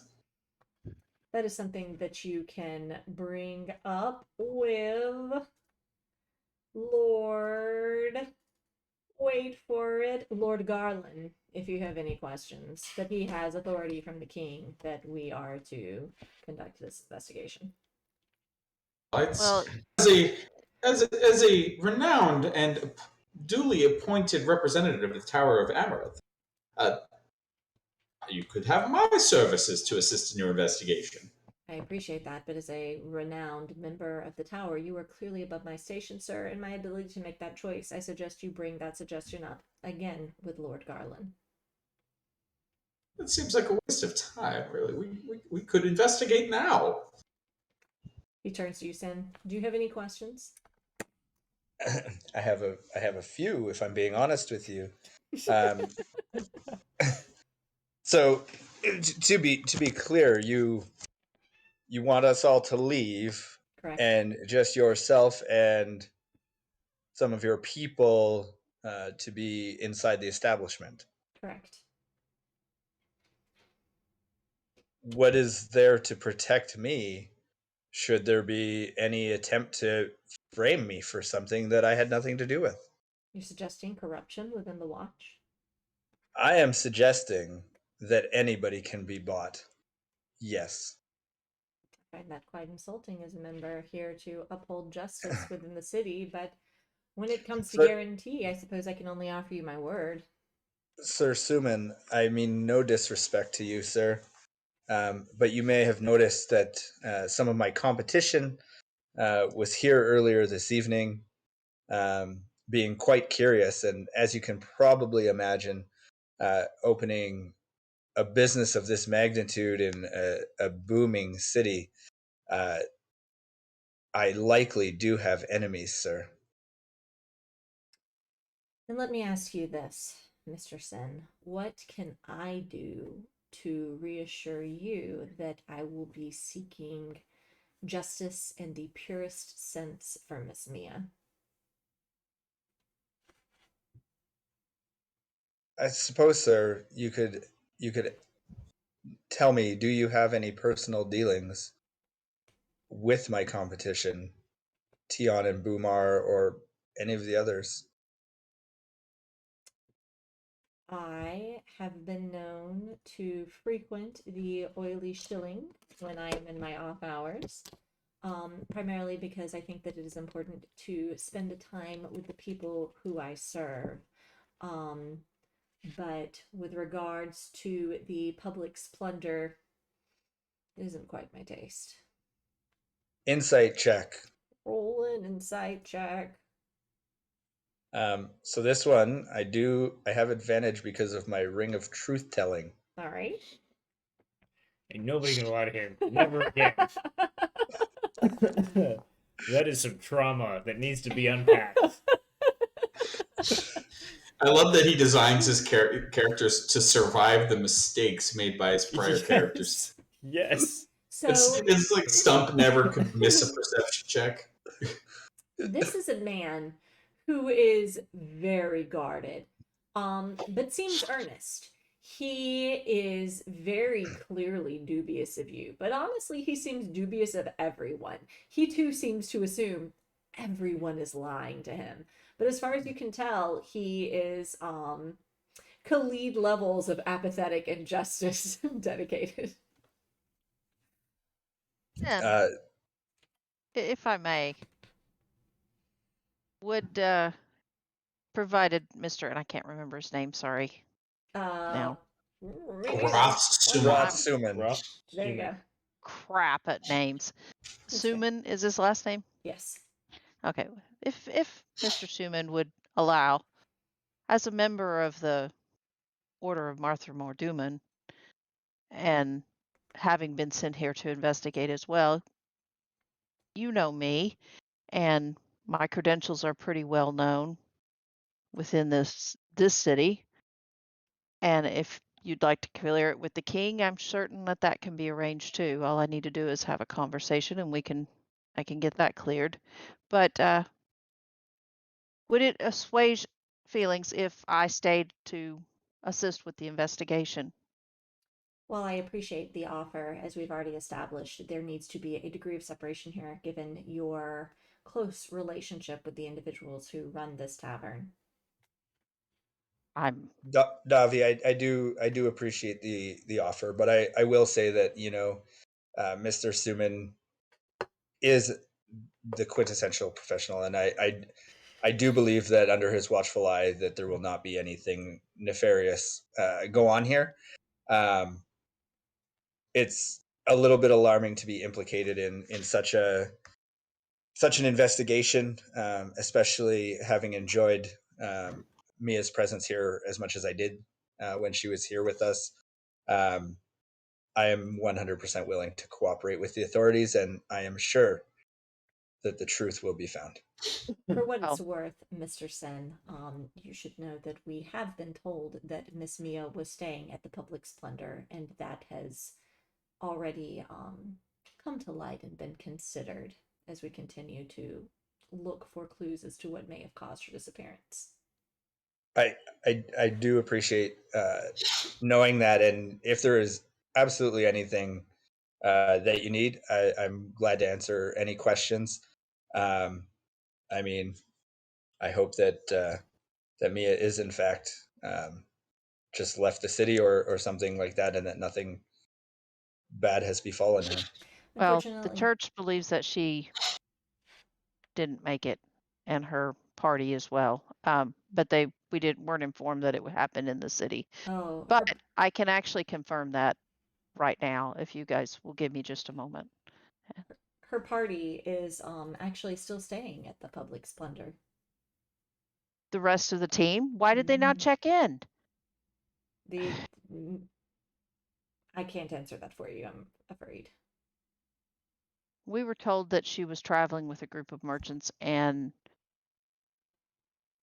last the temple heard, they didn't know if any of them had made it. So I would very much like to speak with those individuals to find out more. But first, let me please confirm whether or not I can even reach Mia, Okay. if you'll allow. And then Davi will By all cast means. sending. Okay. Level 10 party. Yeah. Which she has prepared if I can find which freaking spell level. There it is. So.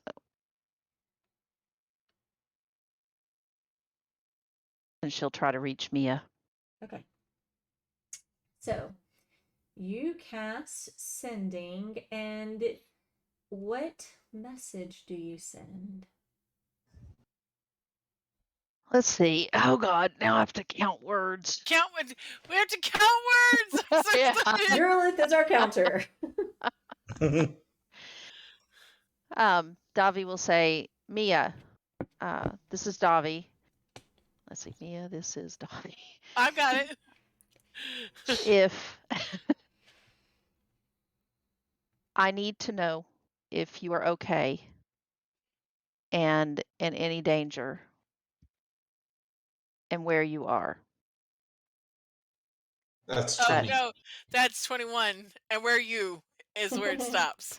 Oh, okay. Well, I didn't know. It's So go 25 ahead. words. That's why I need to count so I can have an idea. But anyhow, so I Okay. guess she can, and then she would know she can reply because. You send the message, and immediately back, there aren't words, but this kind of blissful humming.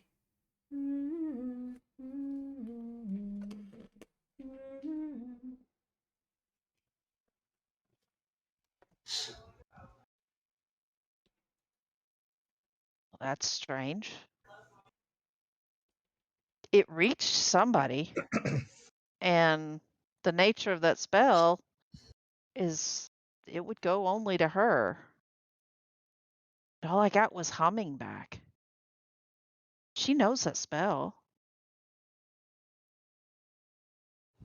Interesting. Something's wrong. But if she were dead, I just would have got nothing. So Well, she could simply be indisposed of. no, I told her we were concerned. I don't know what to make of that, unfortunately. Your Me capabilities are either. beyond my experience.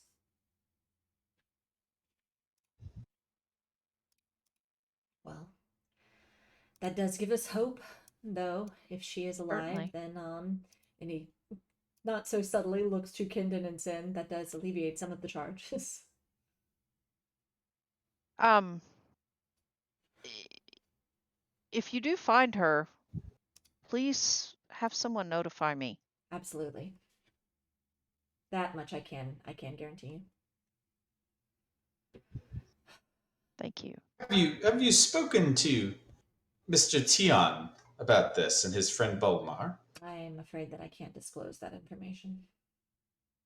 Just they've spread. Well, they told me that they had heard from somebody that she was last seen here, and it seems odd that perhaps there's a source of information you could find with them. He looks to Sin and Kendon with that.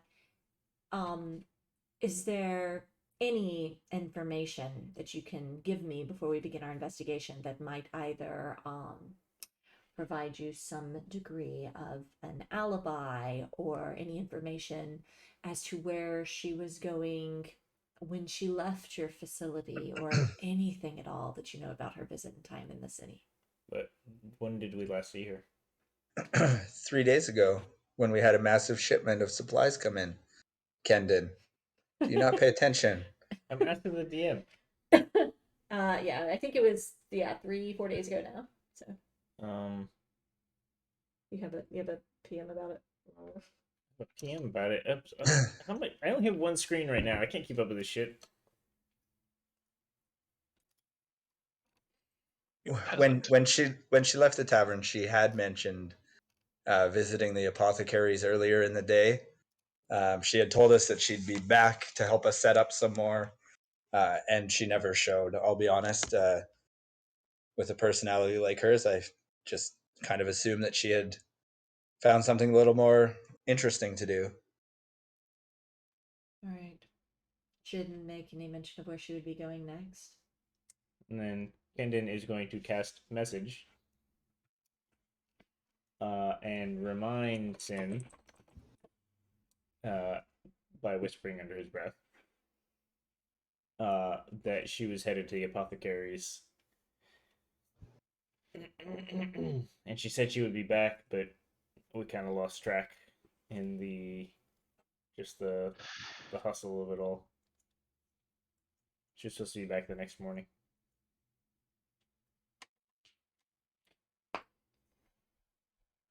That is what I had said. But she had also mentioned having a message for the king, similar to Davi mentioning needing to speak to the king as well. I would assume that the folks of Martha Merdouin have business with the king, but aside from that, I don't know. Well, she certainly never made it to the peak. I would plan to head there first thing in the morning. Very well. Although I'm wondering now if I should head there now. What time is it? It is like 8 in the evening. It's a little late to call on the king, but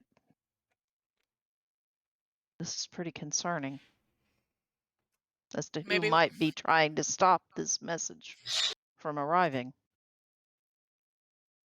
Very well. Maybe Yes, Jalen. I was gonna say Earl's probably been just sort of milling around. She said maybe we should do that first thing in the morning. You needed to see the king anyway. Yeah, I'm just concerned about what could happen between now and then. Are you concerned for your own safety? Not so much my safety. I'm pretty capable at handling myself, and I've got Earlith here with me. I was gonna say traveling. you got me. Well, should you require an escort of any sort, we are obviously looking for Miss Mia, but the city tends to be fairly quiet. We certainly can accommodate you until you're able to get your missive to its proper location. I think we'll be okay, but definitely. I'll be staying at my uncle's. Or my uncle. Now, see, you got me messed up. I'll be staying at my cousin's. Not Very this cousin, but Well, if there is nothing His further dad. that you require, I suppose the sooner that we get down to our investigation, the sooner we can clear the tavern to be at your disposal again. Is there anything else you need of me? I don't think so. All right. Then I wish you a safe evening. And if you return tomorrow, say around noon, I will update you as to how things are proceeding. Oh, I should ask, are there any keys that we require to enter any of the rooms here, or should everything be unlocked? I'll give them whatever keys. I would imagine that our office upstairs would be locked generally. But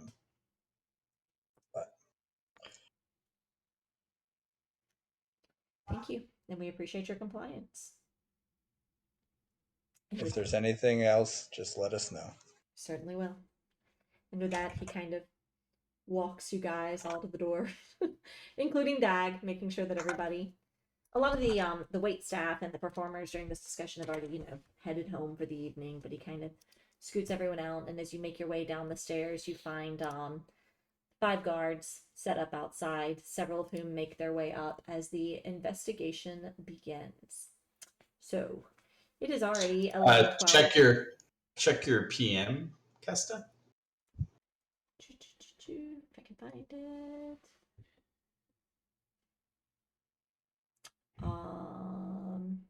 Let me see something real quick.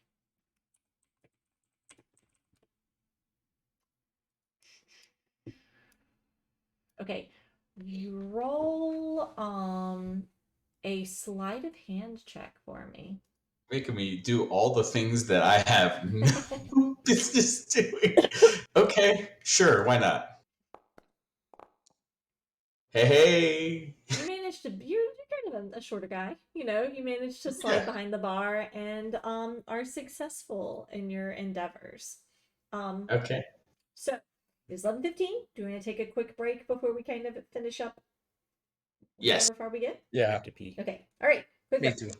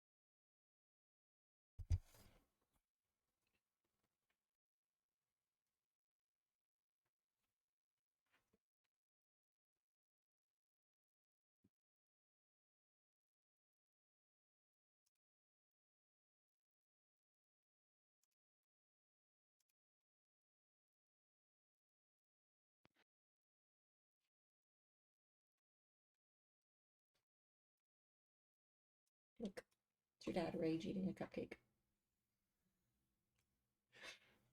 Why? I don't know.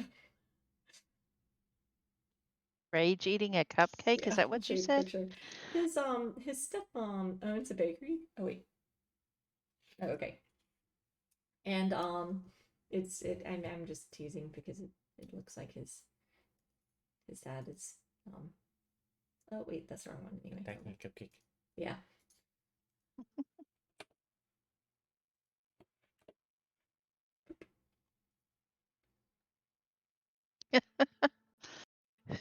Just Is he about doing him. it just to demonstrate, or? I don't know. I assume yeah, I have no idea.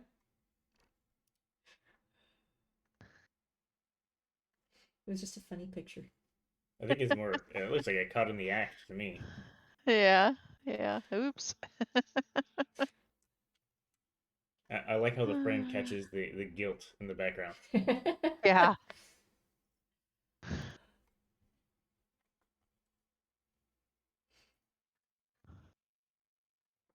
Well, I'm off to a terrible start on rolls tonight. You're doing great, But honey. it makes an interesting story. Yeah. It's okay. Dag rolled a 4 on food, so you know. Like, he's supposed to be a good cook. Dog needs to get his shit together. Listen, Dag You need apparently to had to give make some 12 help. dishes. He needs a less overachieving boss. You know, Ugh.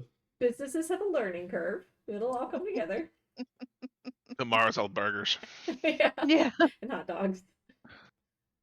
I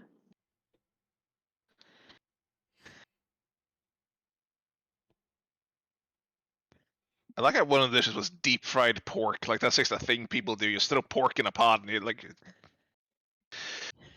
That's not a thing. dish cog. You can deep I'm fry not pork. really sure You frying can deep fry pork. You was can do that something with it. common. I mean, You can deep fry pork chunks. between the 4 and the 1, you didn't get a grease fire with the deep fried pork, so you know. That's a yeah. Davy was Listen, no listen help here. in the Country fried pork nuggets. That sounds like something South Carolina would create. I feel like pork nuggets is very different from just deep fried pork. Like a deep fried pork, you just chop it up, you just throw it in a pot of oil. Here you go. Deep fried pork. I have a recipe right here. Is the recipe take pork and deep fry it? Boom. Davy has successfully made sure that you guys will never let her cook.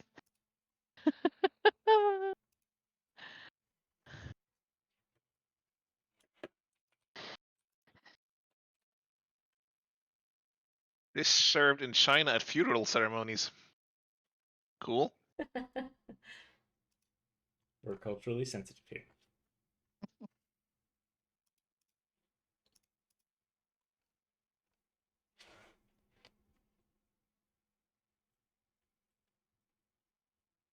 Three tablespoons of tribal pepper salt.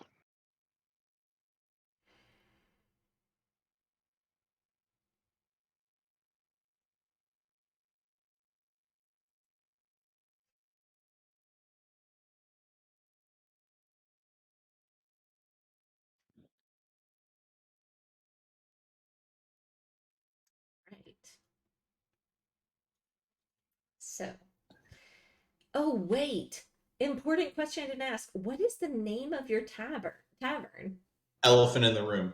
For sure? Is that official? Yeah. Okay. Yeah. You sound so surprised. Okay. Don't let Cog hold you hostage. If that's not it, it's okay. I didn't come up with that. Oh. No, that was the name that I came up with originally when Cag was like, "No, you can't have an elephant-shaped tavern." And here we Oh, go. it's real and it's spectacular. All right. So, as you guys. Unless when Cog said no, will you plan to have the elephant inside the tavern instead? Is that why it's elephant in the room? I mean, there are some elephant themes going on. Okay, some got scaled back. The tavern was not one of them. We've got like this cholt thing going. It's Oh good. yeah. So. How Cag said no, and then turns around and now he's playing, and he's part owner of an elephant tavern that he said no to. I can be persuaded. That's all right, Dobby. We're gonna be the Ghostbusters before you know it. No. Yeah. She's like, we could be the Ghostbusters when Cag owns an elephant tavern. Well, So, as you guys exit the elephant in the room, and the void behind you is filled with the guards who head upstairs, yes? Mara, my owl familiar, Okay. who has been inside the inn in the rafters, is going to remain there. Okay. Kendon is going to glance up at her Oh, you're doing the low budget version of what I did. Okay. Mentally instruct Mara to pay attention to everything that's said and goes on in there, and he goes off. Okay. You guys head down. The void stairwell behind you is filled with the guards as they head up. One remains outside. Slowly, your workers disperse. Dog heads home, gives you a good hug. Davi says he's gonna go crash. And you are left with the 6 of you standing in the streets of the Menagerie District. It is, you got a few people still heading home. It is well into the evening now, 8, 9 o'clock. But yeah, people are beginning to disperse and close up for the night. So, what are you Before all doing? Dog leaves, before Dag leaves, Davi's gonna ask him, so what's going on with your dad? What do you mean? Why did he tell his bartender he doesn't have a son? Oh, I mean, he's been pissed at me for a while. Yeah, I thought we'd smooth some of that over. I mean, I don't know. He gave us he's letting us have the ale, some of it. I don't know. I mean, he's pretty pissed. I mean, here I am working at a competing establishment now. I mean, it's okay. I'll work on him some more. Well, I mean, I figure he'll come around, right? But, Hopefully. yeah, Storm Peaks can be really damn stubborn. you're telling me. Davi will give him a hug and send him on his way. He returns it and kind of stumbles his way, clearly exhausted from the goings on for the day. And the 6 of you are left in the street. So, are you going to check out the apothecary? I think so. Where Mia went missing? Is it That's open? the last place we knew she was going. Is it still open? Doesn't matter. Yes. Kendon kind of slowly tilts his head. So, we're being framed for murder here, or being strongly accused of it. I think it's important that we gather as much evidence to the contrary as possible. Well, first and foremost, the evidence is that there has not been a murder. Miss Davi, was it? Davi? Yes. Storm Peak. You cast a spell of sending, if I'm not mistaken. Is that correct? Correct. And you did receive a reply. Yeah, that was not what I expected. She's gonna look what? over at Sin real quick, just cold turkey in the middle of all this, and just say, "You're not involved in this, are you?" I mean, I'd like to be involved in Mia a little bit more, if I'm being honest with you, but no, I have nothing to do with her disappearance. Davi will insight check. Be sure you tell him how much. Make crowns to save on.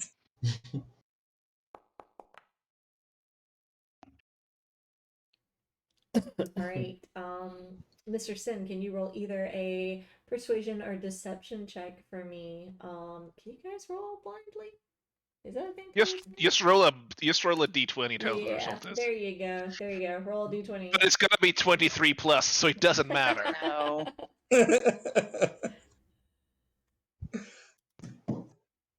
Okay, we can read a private one too. You can do a private How do I do or that? self roll or whatever. Where it says public roll, you can do private GM roll, I think. Oh, yes. And will it do that if I still hit the button or what?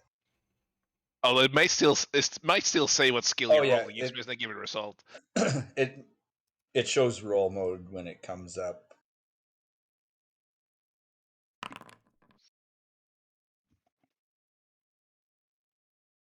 Doesn't show. It shows you, Okay, not me. awesome. Okay. He's being super straightforward with you, Dobby. I'm relieved, I have to say, because that would have been an awkward situation. But might I recommend that perhaps breaking into a place when you're already under suspicion, and before Davi says anything about this, just to make sure that the guards, they're nowhere near where the Yeah, guards you guys have that were moved away outside a were. bit. Okay. Can you? It Just might gonna put a not be hand your over his heart. best plan of action. Breaking in. And I if they're was just not planning open, to look around at the establishment, see if I could find anything. I wasn't planning to break and enter. okay. That's large I've accusation. And I realize we've just met. I I, apologize for. well, yeah, I'm sorry. I don't mean to cast suspicion on you either. It's been a strange few. Oh hell. The one How thing we long can has be it been? Because it's only been days technically, but how long were we in the Feywild Months. Underdark? I mean, Months. months. I mean, several years. yeah, we were in the Feywild for a long time. Yeah, Dobby will just look at Hairlith like, damn, I must be getting jaded. Well, I mean, the time is different there, Dobby. Remember, Yeah. it was very weird. We spent a long time there, but here I don't feel like any time has passed. Us. But All the same, we can feel secure in knowing that at least for now, the girl is alive. A sending spell does not fail to reach its intended audience as long as they are on the correct plane. You see, and And the fact that you received any response at all indicates that the girl is alive, and she may have been busy or indisposed of. There are, of course, one can imagine reasons a young woman may not be able to put her mind to responding. so, yeah, I mean, that's probably good. We can head over there and look, although I'm not sure what we'd find around the place, but we can certainly look. But um, after a rest, I can also take some. I can hopefully get some spells that might help us in finding her too. But I have to get this missive to the king, and that is my first order of business. And if what happened to her is because of the message that I'm taking to the king, I'm highly concerned. So What is your message for the king? that's not something I can tell you. I'm sorry. Hmm. Well, formally speaking, you can tell him. You just should not. No, I need to tell it to the king, and if he wishes to share it, then that's up to him. All well and proper. Are we going to have a look then? Yeah, yeah. that's fine. All right. So, Quigley, you especially are very familiar with the apothecary. You know how they are, these alchemists. They're not quite mages, but they've got their uses. The apothecary owns a business known as Pain and Pleasure, and that storefront is located continuing to climb up the mountain at the edge of the Menagerie district, right near where the Gray district begins. If I might say that Amon is starting to feel like New Orleans. there is a Mardi Gras vibe to the Menagerie district. As you guys continue to make your way up towards the Gray district, you of course pass the infamous Public Splendor. And despite the hours, it's going towards like 9 o'clock now. The windows are ablaze and there is laughter, and it seems as though when people left your establishment, they likely migrated here to continue on the night of merriment. Tendon is salty. But you continue on your way. And it takes you a while. The nature of Onada is that it just zigzags up the mountain, and it's a good 30 to 45-minute walk before you finally make it. Did I witness anything doing the thing that I did? Because that lasts an hour. Let me see real quick.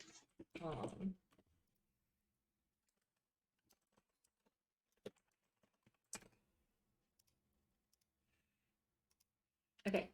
And you left it in the kitchen, yes? In the office, the place that was closed off. I can move it through a crack between a door and a wall or the floor. Okay. Yeah, so I Okay. can get it in So there. you find Mr. Roth, who you had known previously, is in there with the two other guards. And they seem to be doing a pretty standard investigation. They are going through desks, looking at papers, shuffling through. They seem to be checking for false bottoms and that sort of thing. There's definitely some false bottom shit in that office. They seem to primarily be looking for something hidden and not something overt. Lots of moving rugs, feeling the walls to see if there are any doors. But they don't seem to. Every now and then you'll see somebody like pick up a sheet of paper or a book and go over and kind of like talk to somebody else. But nothing seemed particularly grabs your eye as implicating anything that they found negative or anything like that. They're just making their way studiously through the office. Downtown. So you guys continue your walk, and eventually you come up to Pain and Pleasure. This Can I interrupt real shop- quick? Yes. Davi's going to keep an eye out just to see if they're being followed. Roll a perception check for me.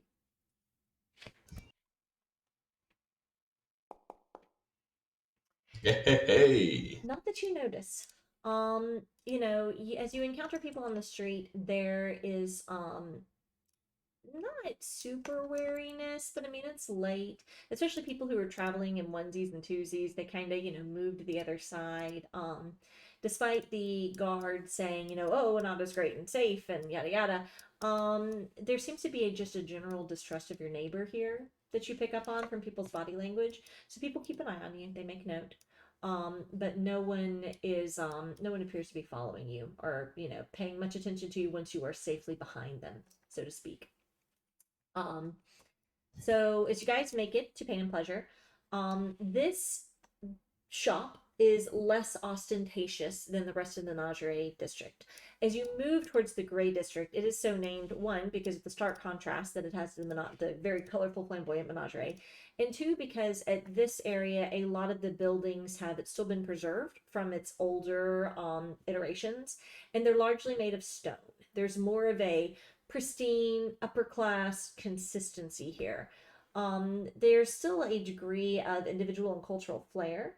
You can see elements of Elven architecture here or elements from the South, but it's definitely more townhome suburban-y kind of, we're a step above those Menagerie residents kind of feel. And the Pain and Pleasure seems to kind of be a bridge point that is kind of blending into that. But like many of the buildings in the city, it appears to be repurposed. From what you can tell, it was likely a guard tower at some point. It is this tall, cylindrical building, very shallow. And where the door is, it is actually to like what's the word for it when you've got the doors that's cut in half? Oh, the Barn door kind of deal.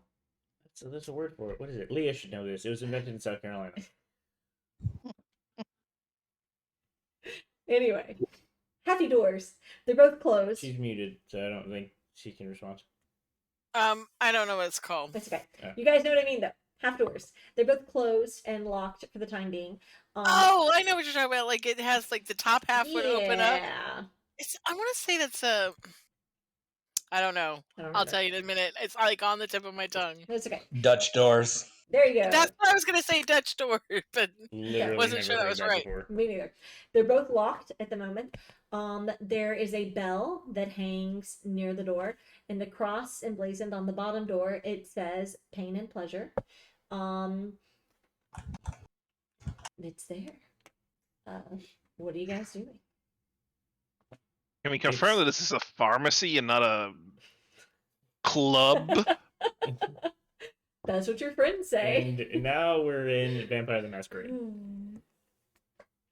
Is there drum and bass music coming from underneath this? No, you're pretty sure it seems to be closed up for the night. You know, there's a couple of like the little windows that are higher up, you know, no light coming from inside. It's a very small building. You're almost surprised that it would be a shop at all. Is it up Look against? at me there. Oh, Stop sorry, looking at me. sorry. It's just too easy to look at you here. Is it up against a wall, or you said it was a tower? Yes. Part of a wall. So it is built. Okay, so if you have Onata and you have the side where the buildings are, you know, kind of away from the mountainside, it is up against the mountainside. It has there is an alleyway. I mean, you assume it's an alleyway. There's a whole bunch of boxes that are stacked up to the left of it, and then farther to the left of that is a wooden shack called or a wooden shack, I should say. It is a wooden shop.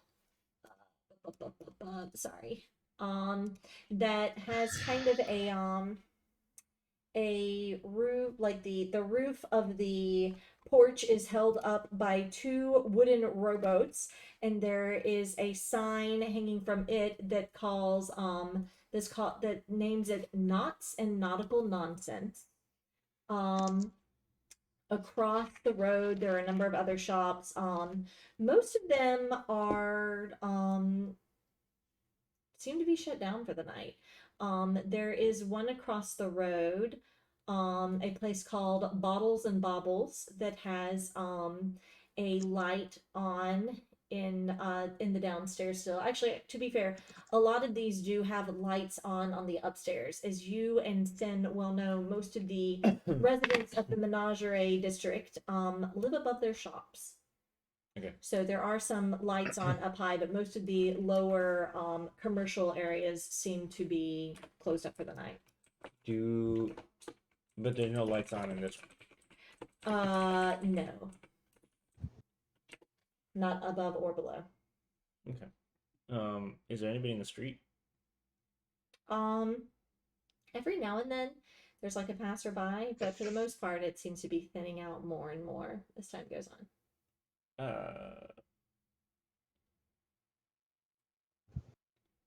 Lights on and Bottles and Baubles, you said? Yes.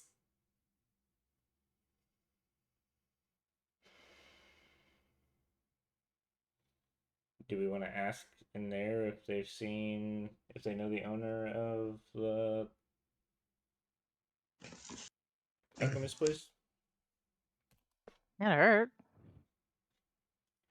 Just ask if they have seen or heard anything too about Mia.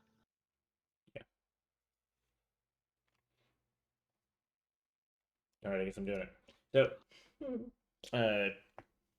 Kendon, door closed, door open. The door's closed. So Kendon walks up and opens the door and knocks on the door frame as he enters. Okay. So as many of the shops you have encountered like to display their wares. This building, at first, you could almost mistake for like a small human chapel. It has tall stained glass windows that appear to be kind of erratic compositions, almost as though they were made of fragments of glass and this, that, and the other. And that's through that you can see the flickering of what is clearly flame light coming through. So you go and you open the door, and it is still unlocked. And as you open it and you knock, Davi, you, with your dwarven upbringing, immediately recognize the sound of billows in the back. And they stop at the sound of the knock, and you hear a young voice call out, "You're late." Do you recognize the voice? It's Roll. an Alex question. Shut up! I don't need to take this from you. No, I'm gonna say no. Okay. You think you might have the wrong person. Is there something I can help with, though? And then with that, you see a little head peek out from behind. This individual looks to be a human in their late 20s, early 30s. They have short, straight back hair that has been kind of like pushed back. They're wearing a big pair of goggles right now and these heavy gloves, and they go, "Oh, sorry, 1 sec." And they kind of like, you hear them rustling around for a moment, and then they head on out and kind of dusting their hands on their pants. We're closed. Sorry, I was waiting on a delivery that hasn't come in today. Are you lost? Oh, sorry, I didn't mean to come in. I didn't realize you were open. I was hoping to talk to the apothecary, but have you seen them today or in the past couple days? Lucian? Yeah, I mean he's there every day. The shop that you're in, by the way, is clearly a glass shop. There are inside you have all of these like little glass cases that that contain things like bottles and sculptures and trinkets. On top of each of which is a little sign that says "for display purposes only." And it is also hotter inside the store than it is outside. And you can smell the fumes from the forge coming in the back. But this individual just kind of like dusts their hands again on their pants and looks at the size of your group and seems a little wary. But yeah, Lucian, I mean, he was there today. Is something wrong? Oh, sort of. We were looking for a friend of ours, and she hasn't come by. We're wondering if Lucian's seen her, but I guess we'll just have to find him somewhere else. Do you know if he goes to any of the taverns around here? I mean, I don't think so. The guy's like practically dead. I mean, you might want to like, if you knock, he's probably home. Oh, does he live in the... Yeah, shop? he's just like really old. Oh, okay. Well, great. What's the... If there's anything with the order that we can help with, what order were you expecting? And they kind of shifted that, looking a little dubious at the line of question. I mean, where's... Why are you asking? Kind of shrugs. In case we run into someone. You said they were late. Just thought we'd help. Okay, well, I mean, they imagine they'll be here soon. They've got a big cart of sand that's coming in. Well, no worries. Well, good luck with that. Try not to work too late. Appreciate the help. Lass, can I ask you something real quick? Sure. Davi will step forward and just make sure, kind of hold up her symbol. I'm with the temple. And she eases a little at that, looking a little bit dubious at Kendon, but He's a strange one. Don't worry. Anyhow, I was just curious.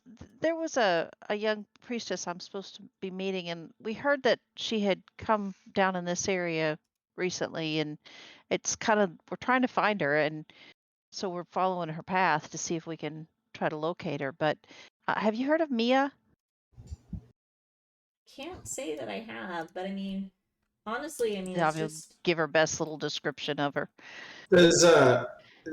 Does Quigley know what Mia looks like by chance? no, he doesn't. Okay, well I'm useless then. I can't say that I have, but I mean honestly, like it's just me here working the shop, so most of the time I'm in the back and I do a lot of like pre-orders and custom orders and that kind of thing. So I mean, Makes sense. I'm kind There's of some nice things here. thanks. I've been working on it for a while, but I'm still kind of new to it, trying to get established. So I've got my nose to the forge most of the time, if you know what I mean. So Yeah, makes sense. Makes sense. Well, if you do see her here ever, would you please let her know that Dobby's looking for her? yeah, absolutely. And normally there's a Appreciate it. lot more people around. So if you come back during the day or something, I'm sure somebody would have Yeah, seen her. sorry, we got into town kind of late, so Yeah, I get it. we'll So yeah, we'll come back by during the day when things are open to up okay. a bit. So Well, appreciate it. if I hear I'll keep anything, your I'll shop let in you. mind because I make a few things myself here and there, but not glass, but to use in the glass. All right, well, please do. We've got all sorts of wares, but if I hear anything, where should I send word to? Oh, I'm sorry, I'm a Storm Peak, so you Oh, can gotcha. Right. I know exactly where to send word then. thank you. Okay, well, I wish you luck. Thanks. Good luck with your order and with your job. Thanks. I'll usher them all out. And as you leave, you hear the lock click behind you. Yeah. So, Well, should we knock on his door and see if he answers, or? Might as well. all right. Might I suggest maybe we don't all walk up? That might be a little intimidating. Probably makes sense. Okay. I know Sin's quite a good talker at things, but So, who heads up to the door? Nobody. I make a knocking motion in the air, and the area around the door has a stupendous knocking sound. You try and that's kill him? not better. Up above in the tower, you hear this. He's old. You hear this old. Yeah. "Boo!" I'll head towards the door. And you see this old grayed head kind of like peek out the window and look down below. And this voice Give him a calls. friendly wave. This voice calls down. I'll call the guards. It's okay. We needed to talk to you for a minute. Do you know what hour it is? I know, sir, and I'm very, very sorry. This better be an emergency or worth my time. It qualifies as both. It is very important. Give me a moment. He pulls his head back in. Several minutes pass. It is a solid 10 to 15 minutes. That's all right. Is he Quigley asleep? pulls out a book, and the book. Does anyone look at the book? Because it is an exquisitely tawdry romance novel. There's like a half orc ripping a bodice on the cover. Not called Tusk Love, is it? The Critical Role people will get that. So, after about 10 to 15 minutes, this man makes his way downstairs. He is when he stuck his head out before, he had on like kind of like this nightcap, and you could see the long sleeves of his gown, and he has fully dressed himself, combed his hair, comes down and opens up the top door of his business. He is very old. He is I got a little bit of a hunch to him. He's tries to carry himself with this memory of grace and respectability, but is definitely balding. His cheeks are a bit sunken in, and it is understandable why the other merchant was like, this guy is not hanging out at any taverns right now. As he opens the door, you can see that the circular tower behind him is lined with shelves, and on them you can see all the little potions that he has. And it appears to be a kind of come up and order window sort of deal. So he opens the door and looks to you all, pressing his long, spindly fingers together. Very well. What emergency is this? Has Davi met or seen him before? I mean, being an apothecary herself, I mean, herbal. Yes, you have definitely encountered this man before. Okay. we're so sorry to bother you. I, you may, I have been in your shop before in the past, and you may or may not remember Davi Storm Peak at your service, but Doesn't ring a um, bell. well, that's fine. Um, I'm actually trying to find a young, a last member of my order. Her name is Mia, and I don't remember her last name, but Dosh. Dosh. yeah, and she we had heard that she had come down to your shop, and it's one of the places she had been seen, and I was just wondering if you could remember. She's a member of my order, and she'll show the symbol again. And Oh, I have already spoken to 3 groups of people about this, and I say Three? again, 3. I say again that we have many people come through the shop, and I don't remember this individual. Insight check. All right, roll an insight check.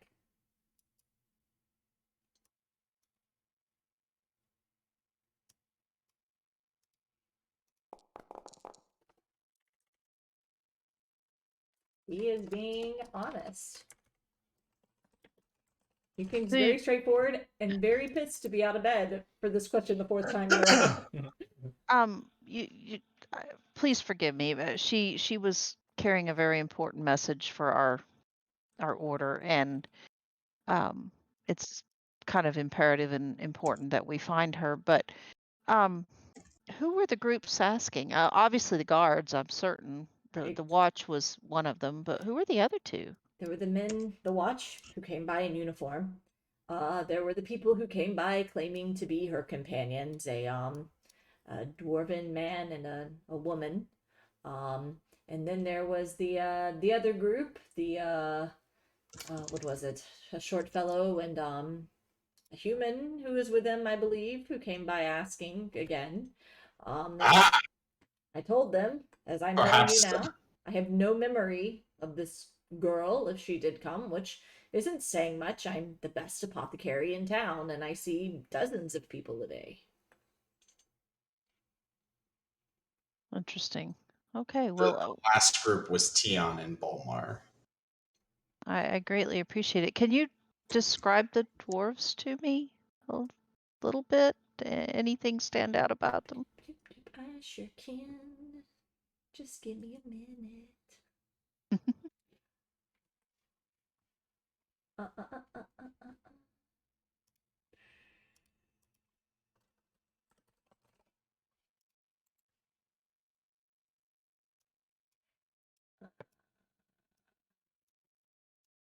Sorry. Okay, so he describes he says that it was a dwarf and a excuse me, I said human before, but it was a tiefling girl. The dwarf had like a longer braided red beard and like wasn't armed or anything and wasn't dressed like a guard. And then the tiefling had kind of like a pink complexion to her and black curly hair. Does any of that sound any remotely familiar to Davi as Not far like as anybody anything? you've seen. Okay. Right. Well, we truly appreciate your efforts and your time. If it would assuage you or help make this a little bit less intrusive, if you have any, if you're open to selling anything, then perhaps we could purchase something from you, or if you just want to be left alone, we'll leave you to your rest. I mean, I'm already up if there's something that you're looking for, but Well, do you have any potions of healing or anything? healing and greater healing. A few, at least. Well, that would be lovely. What is your asking price for those? I have, and you can watch him kind of like hobble back over to the shelf and look it over for a moment. 3 potions of healing at 60 gold each. And 1 greater at 130. At 60 and 130. Mhm. Okay. I'll take a regular and a the greater. Great. So he pulls them off the shelf and pushes them over to you for 190 total. Alrighty, I'll mark that off. Well, I can't say that I appreciate the hour, but I do appreciate the business. Certainly. Thank you. Well, good luck finding this girl, and if you could please spread the word that I've spoken to everyone there is to speak to on the matter, and if I could please be left alone, I would appreciate it. Certainly. I do appreciate it. He kind of gives a nod and closes the door. Okay. Unless you guys had more to ask or whatever. Too late. No, I didn't have anything more to ask him, but Oh, would God. would we have met the people she was traveling with at all? So you did meet them. When he describes them, you do recognize them as the people who they are the actual people who delivered the supplies that you guys are waiting for when you're open. Mia came up with them and she hung out when everybody else left, but they do strike you as her companions that you saw, however briefly. The importer's broken for me, but I need to add those potions, so I don't know. Okay. Let me call my IT I department. already Hold on. deducted the gold for it, so I don't have access to her thing. Oh no. What potions do you want? it was a regular healing and a greater healing.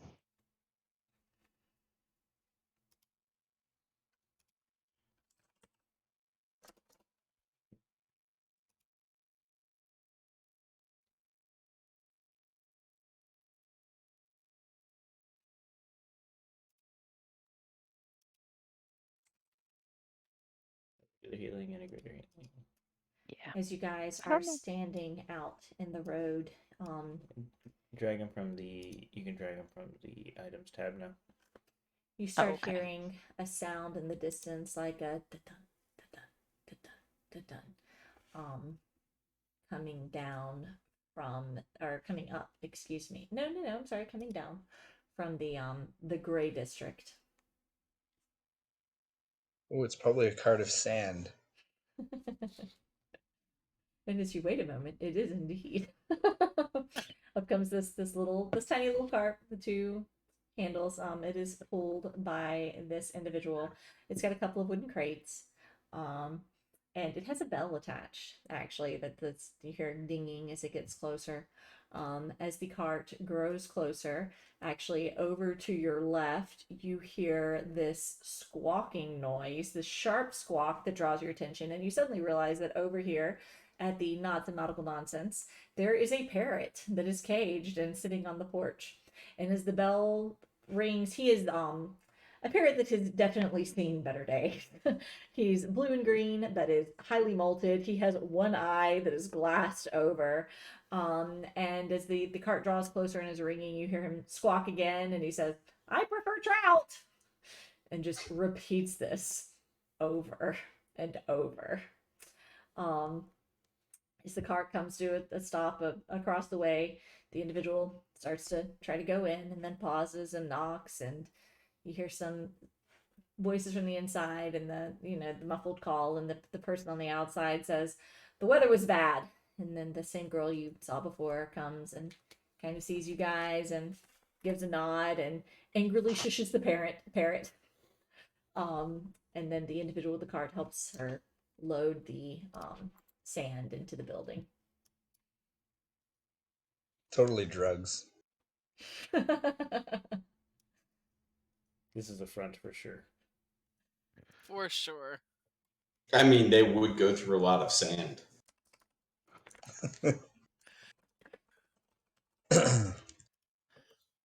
Well, I don't think there's much more we can do until morning, I guess, at this point. Yeah. Poor The only Tat. thing I was He- thinking is maybe one of you guys can.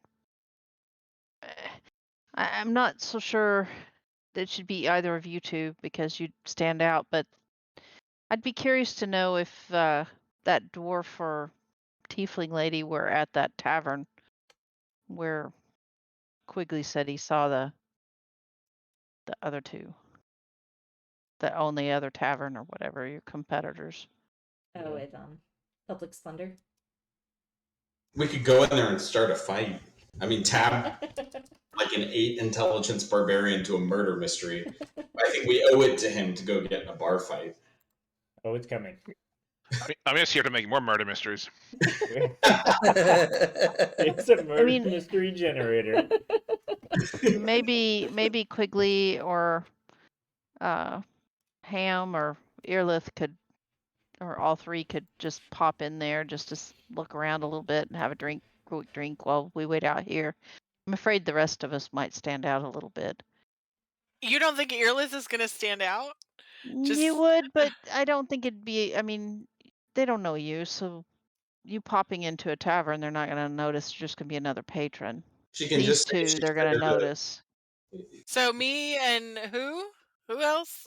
I caught Ham and the little guy there. Quigley. Yeah. Little You guy. send the Wow. you send a dragon and Have 8 foot we- guy to have, not, like, to have- not draw attention. Has Earless actually gotten Quigley's name yet? I mean, I don't think so. we have. I think No one- actually. No one's We just been bothered like, that? just been like, hey, little gnome dude. I mean, I'm you sorry, are- I do not know your name, so Oh. I didn't mean to insult you by calling you the little guy. So I do apologize for that. Hi. But I've certainly been called worse by colleagues, actually, and come to think of it. But yes, the name is Quigley. Quigley Finkelsprat. nice to meet you. I've seen you around. I've been in the academy a few times to get things on my way through, get Yes. regions on my way through town. But So you're familiar with my work at the Tower of Amaroth. yes, I've been there a Okay. few times when my cousin sold you the silo. So Ah, yes. And he actually did a very good job de-ratting it for us first. Good man, your cousin. you know. And this is Ham. Or, sorry, Raham. If you haven't met him, Earlith. Raham. Nice to meet you. Raham. Yeah, I figured out Sin, and I knew Kindon, so it's worked out. Yes, be careful. He has very large hands. Very small head. Fair point. All right, well, I guess we're gonna go in and get a drink and see if we hear anything or see anything or. Well, mostly I just was, if you see somebody kind of fitting that description of the, the redheaded braided beard dwarf or the pink tiefling, I'd be curious to know if they're Yes. happen to be in there. Yeah. Come, Cheese Dragon, let us go. Again, I'm not real fond of that nickname. Can we just stick to Earlith because that suits me much better? Yes, but I'll remember this one. Careful, or you'll get Okay. to meet her real dragon. Uh, yeah. We don't Davi want and to Earlith understand that comment, but Earlith will just kind of chuckle in a sort of mischievous way. All right, let's go. All right. So you guys head down to the Public Plunder. Yeah, we're gonna just try to sidle up to the bar and get an ale and take a look around the room. And It is about a 30-minute walk from where you are. okay, I thought we were near there. By this point, it is starting to get late. It is definitely less rowdy than it was when you passed by before. It is located in the heart of the Menagerie District, and it is this tall ziggurat structure that appears to be made of bricks. But as you get closer to your left, you notice that it is actually a texture that has been painted on to look like stone on the wooden walls. Very Las Vegas faux kind of feel. There are flamboyant adornments that drape across every inch of this famous tavern. It's like a Bennigan's. Strings of brightly colored pennants snake across all sides. There are beads and baubles that hang like icicles from the edges. And the front door is actually inlaid with hundreds of foreign coins that have been hammered in. That were it not Lame-o. nighttime, you're sure would kind of glint and glisten in the sun. You head on in. And the interior actually maintains the same ziggurat structure with 3 tiers of elevation.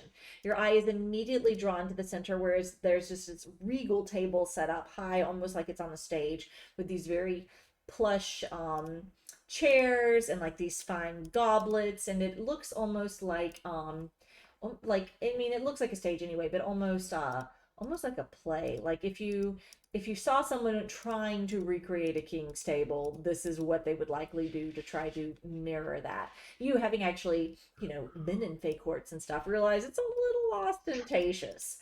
On the platform below that sits 4 tables that are kind of like up against each edge, and then a bar that outlines them, kind of providing this barrier between the tavern at large and this kind of more refined, fancy middle area.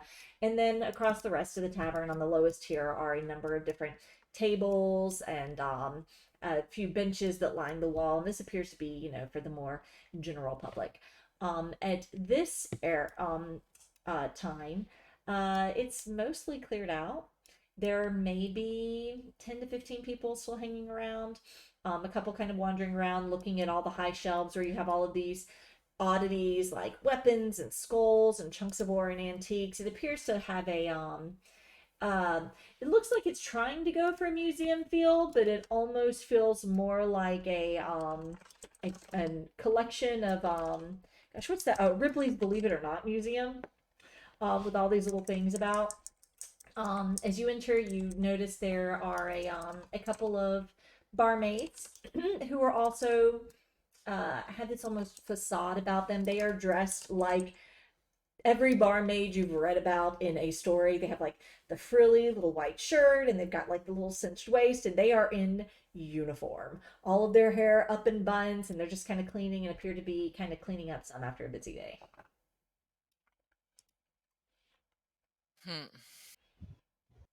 And so the crowd is thinned a bit, but we definitely want to. I think we should definitely try to get a drink, and then try to see if we see those people. Okay. I motion the barman. I have been in this tavern before, so they should know me, and they know my preference for the weakest piss ale they have. If I'm here this late, I want just a nosh, just. So one thing you do know about this tavern quickly is that it is less personal than the others. They have just this constant rotation of barmaids. They're big employers, but there is not the personal service that you can expect from some of the smaller establishments. But you know exactly what to order, and they know exactly what you're talking about, and they get you, both you and Eurolith, a weak ale. And it is weak. It is not Storm Peak ale. Nah, it's a Faerun White Claw. Yes. Eurolith, roll a perception check for me. Sure.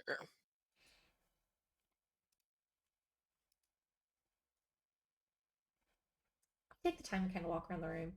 And like I said, there are only about a dozen or so people left. And you don't notice any dwarves or tieflings, nobody that really matches the description. Most of them are quieter customers at this point, kind of sitting together in groups of 3 or 4 and discussing their day. But things definitely seem to be dying down at this hour.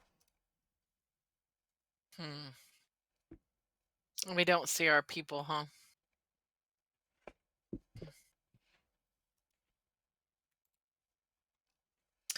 Does anybody look like they've been there a while? Like they might have been there. Most of them look pretty well into their drinks and pretty tired. It's kind of hard to tell.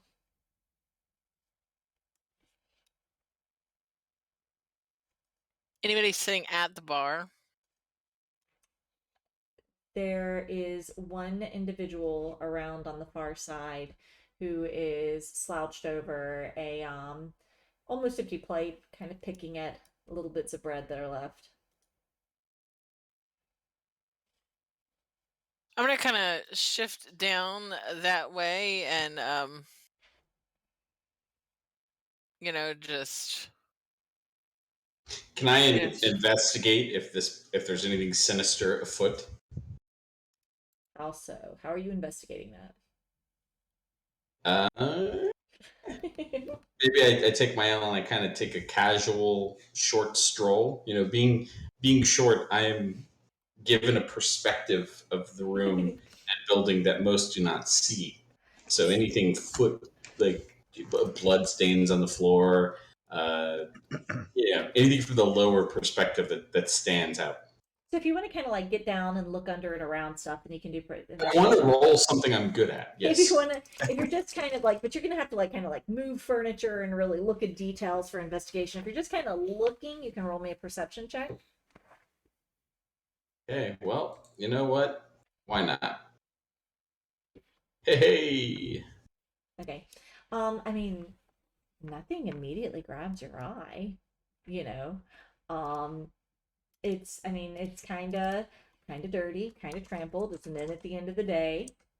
You know, there are no large blood stains in the middle of the room that have been unattended or anything. So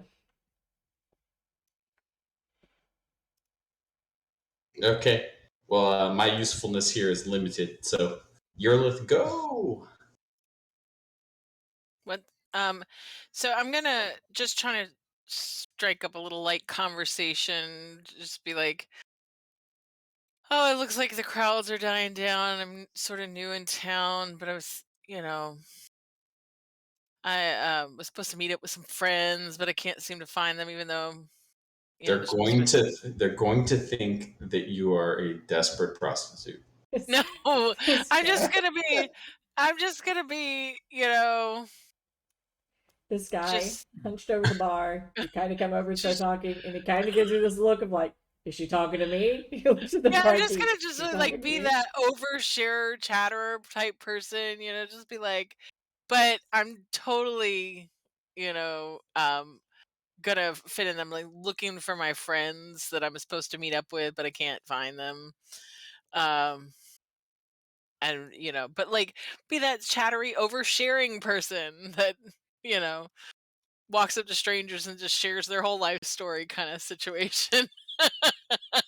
And the guy at the bar just kind of like looks at you and then looks back at his plate, keeps picking at his bread. The barmaid seems to try to be nice enough, but she is clearly busy and trying to fold up at the end of the day. And she's like, yeah, it's been a long day. Just kind of moving along, buffing. Well, and I mean, like, I just wonder, maybe you've seen them because they are a little unusual looking. I mean, not as unusual as me, I understand, but like, she's gonna just play off this sort of ditzy thing, and she's gonna be like, "But my friend is like a pink tiefling, and was traveling with a dwarf. I mean, it's pretty unusual companions, right? Have you seen anybody like that?" Roll a deception check with advantage.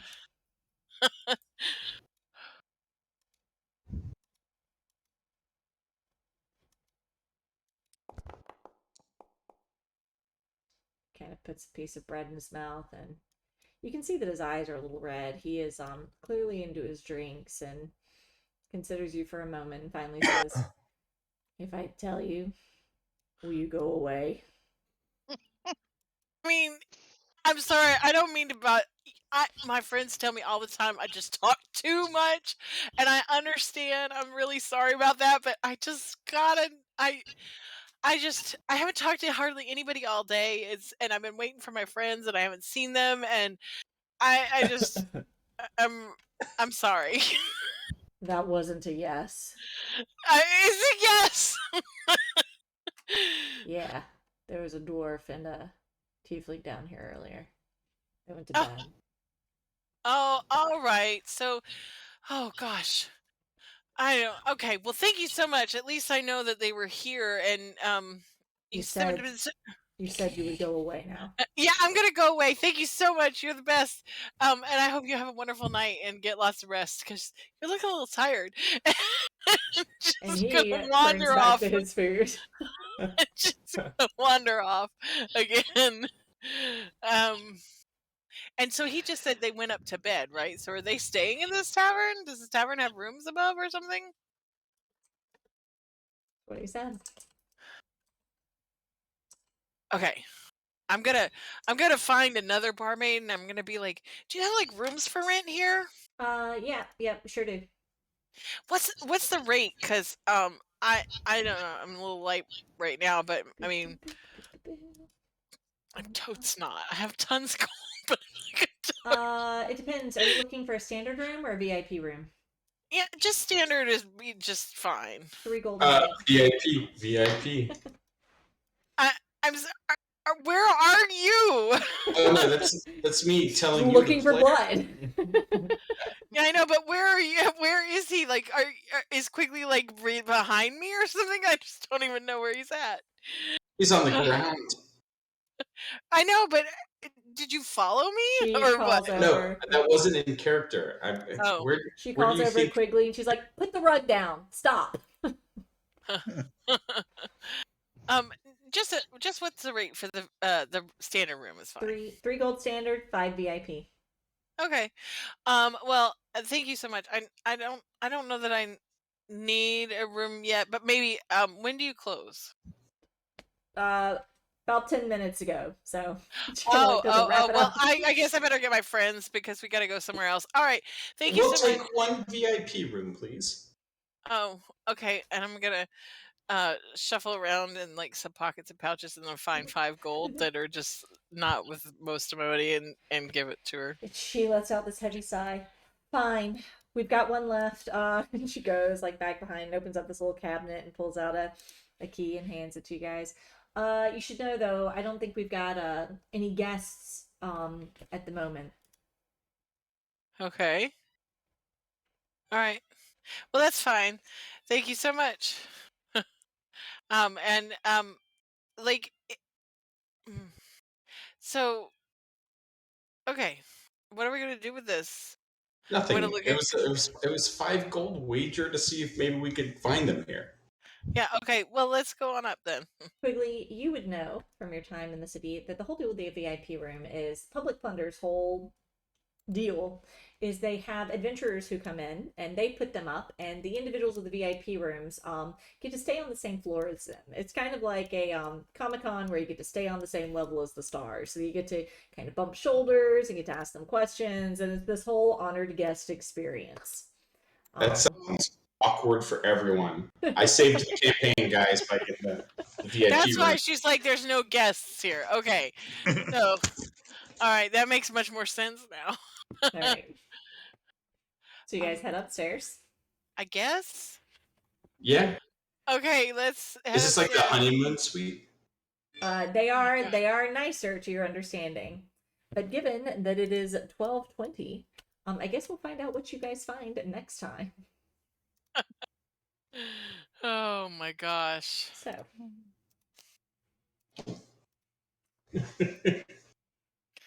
good job. I wasn't guys. gonna actually rent a room. We're stuck in there. Supposed to go out and talk to Tommy. Now We can- you're renting a room with Quigley. And Ram was supposed to be there too. with music boy. by Sir Barry of White. Oh, God.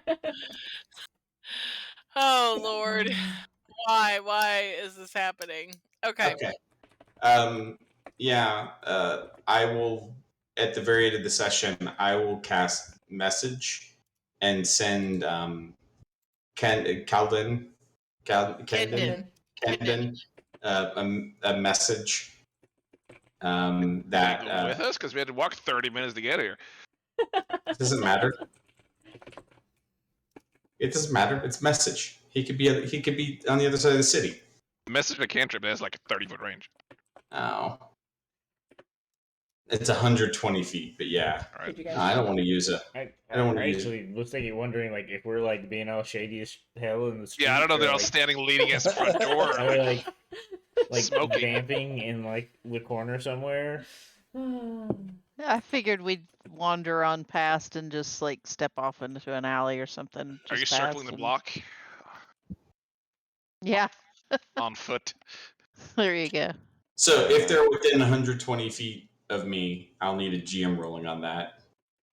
Okay, so where are you guys? Are you in an alley? What are you doing? Case in the joint. Be a place. Yeah, I don't know if there's a place we could kind of. There's somewhere we can stand that's not obvious. We also didn't discuss Yeah. whether we like have weapons and shit on us. That's true. Because I'm I thinking am we a don't. weapon. Avi Yeah. has everything she came into town with That's her on true. I her, think so Dobby yeah, Yeah, knows she that. same with does. Earless. The rest of you not so much. Maybe. I have Oh wait, I have he's a, got the I have a stick. giant baseball bat. That's true. That's true. Ram has his stick. Is Oh it my really God. a stick? Yeah. A great I- club. It's a 6.5 tall baseball bat. He has which a is maul crazy. usually, which I didn't figure would be like a good bouncer thing. Just crush people. I mean, this baseball bat is taller than Earless. I mean, that's crazy. yeah. That's crazy. So they're close. I send a message and basically convey that the tiefling and the dwarf were here earlier, and that we rented a room in case we needed to search. Investigate. Yeah, in case we needed to skulk around or do any other searching.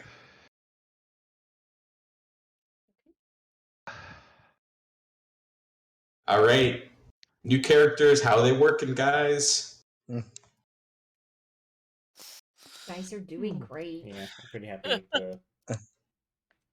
I think it'll the be group. fun. Nothing Already. like we gotta hide the body together to bring a party together. Whoa. So, you It's not what this is. know. Oh, Trying to Yeah, find the body. it's like, to pin it whoa. on someone else. I don't know. Sin sounded kind of creepy talking about her. I mean, he sounded like a bard. My favorite is Dobby. As soon as she gets even the hint of shadiness from these characters, she's like, "Oh no, no!" no. Oh, Before I forget too, so I know Kendon can see in the dark if we're across the street scoping things out, but can Sin? All right, Nope. that's fine. Davi Oh. will Yeah, we'll remember that for next sesh. yeah, Davi will have put Eyes of Night on him, so he can help watch. all right. Well, thank you guys. Yeah. You. So much fun. Thank you, Casta. And I can't wait to spend so much more time at Elephant in the Room. Oh my goodness. That was It's fun. gonna be great. It's gonna Thank be you for putting this together. awesome, especially since, yeah, it's I gonna don't be know. amazing. I'm a pretty big fan of Dipsy Earlith. I kind of She- love she- it too. She fell right into that. That was Shame. I'm actually just that was sad pretty Davi good. didn't see it. I mean, Yeah. you know. Between the fangirling over Kendon and that, Well, Davi I mean, would you just gotta be like, realize though, I thought I knew you. Earlith was a kid when Kendon would come around. You know, she was like a little Isn't kid. she only 15 now? She's like 17, 18. But you gotta know that like what they come of age at, what, like 13 or something like that. So she's a young adult. She's not. Allegedly. But she was just a kid when Kendon would come and visit her village, and she definitely hung on his every word every time he came to visit, and was like total idol worship going on. Because he traveled away, and he would tell stuff, but she wanted to leave where she was at. So I think it's cool. I think it's cool. Yeah, you would think it's cool. But yeah. So yeah, she did get a little fangirl over Kendon, and then but yeah. But that's why. She had reason. It'll be interesting once we actually have a chance to sit down and like for these characters to talk a little bit, because like there's Yeah. obviously all these things going on that like this person knows this person and this person knows this person, but nobody knows Yeah. how the other people know each other. It's just like all of a Yeah. sudden we all kind of know each other. Yeah. So This is a It'll be late fun. night slumber party discussion. Yeah, for real. Like once we find this chick and then we're just like hanging out at the tavern after hours or something. Oh, you think we're just gonna find this chick? We gotta find her now. We're invested. Yeah, I think it's gonna be a while. I mean, yeah, but Okay. Well, that was fun. Good night, everyone. Yep. all Nice, right. guys. Good night. Love you Thank guys. you. Good Thanks, Good night, Kafka. guys. Good job. Bye. Thanks.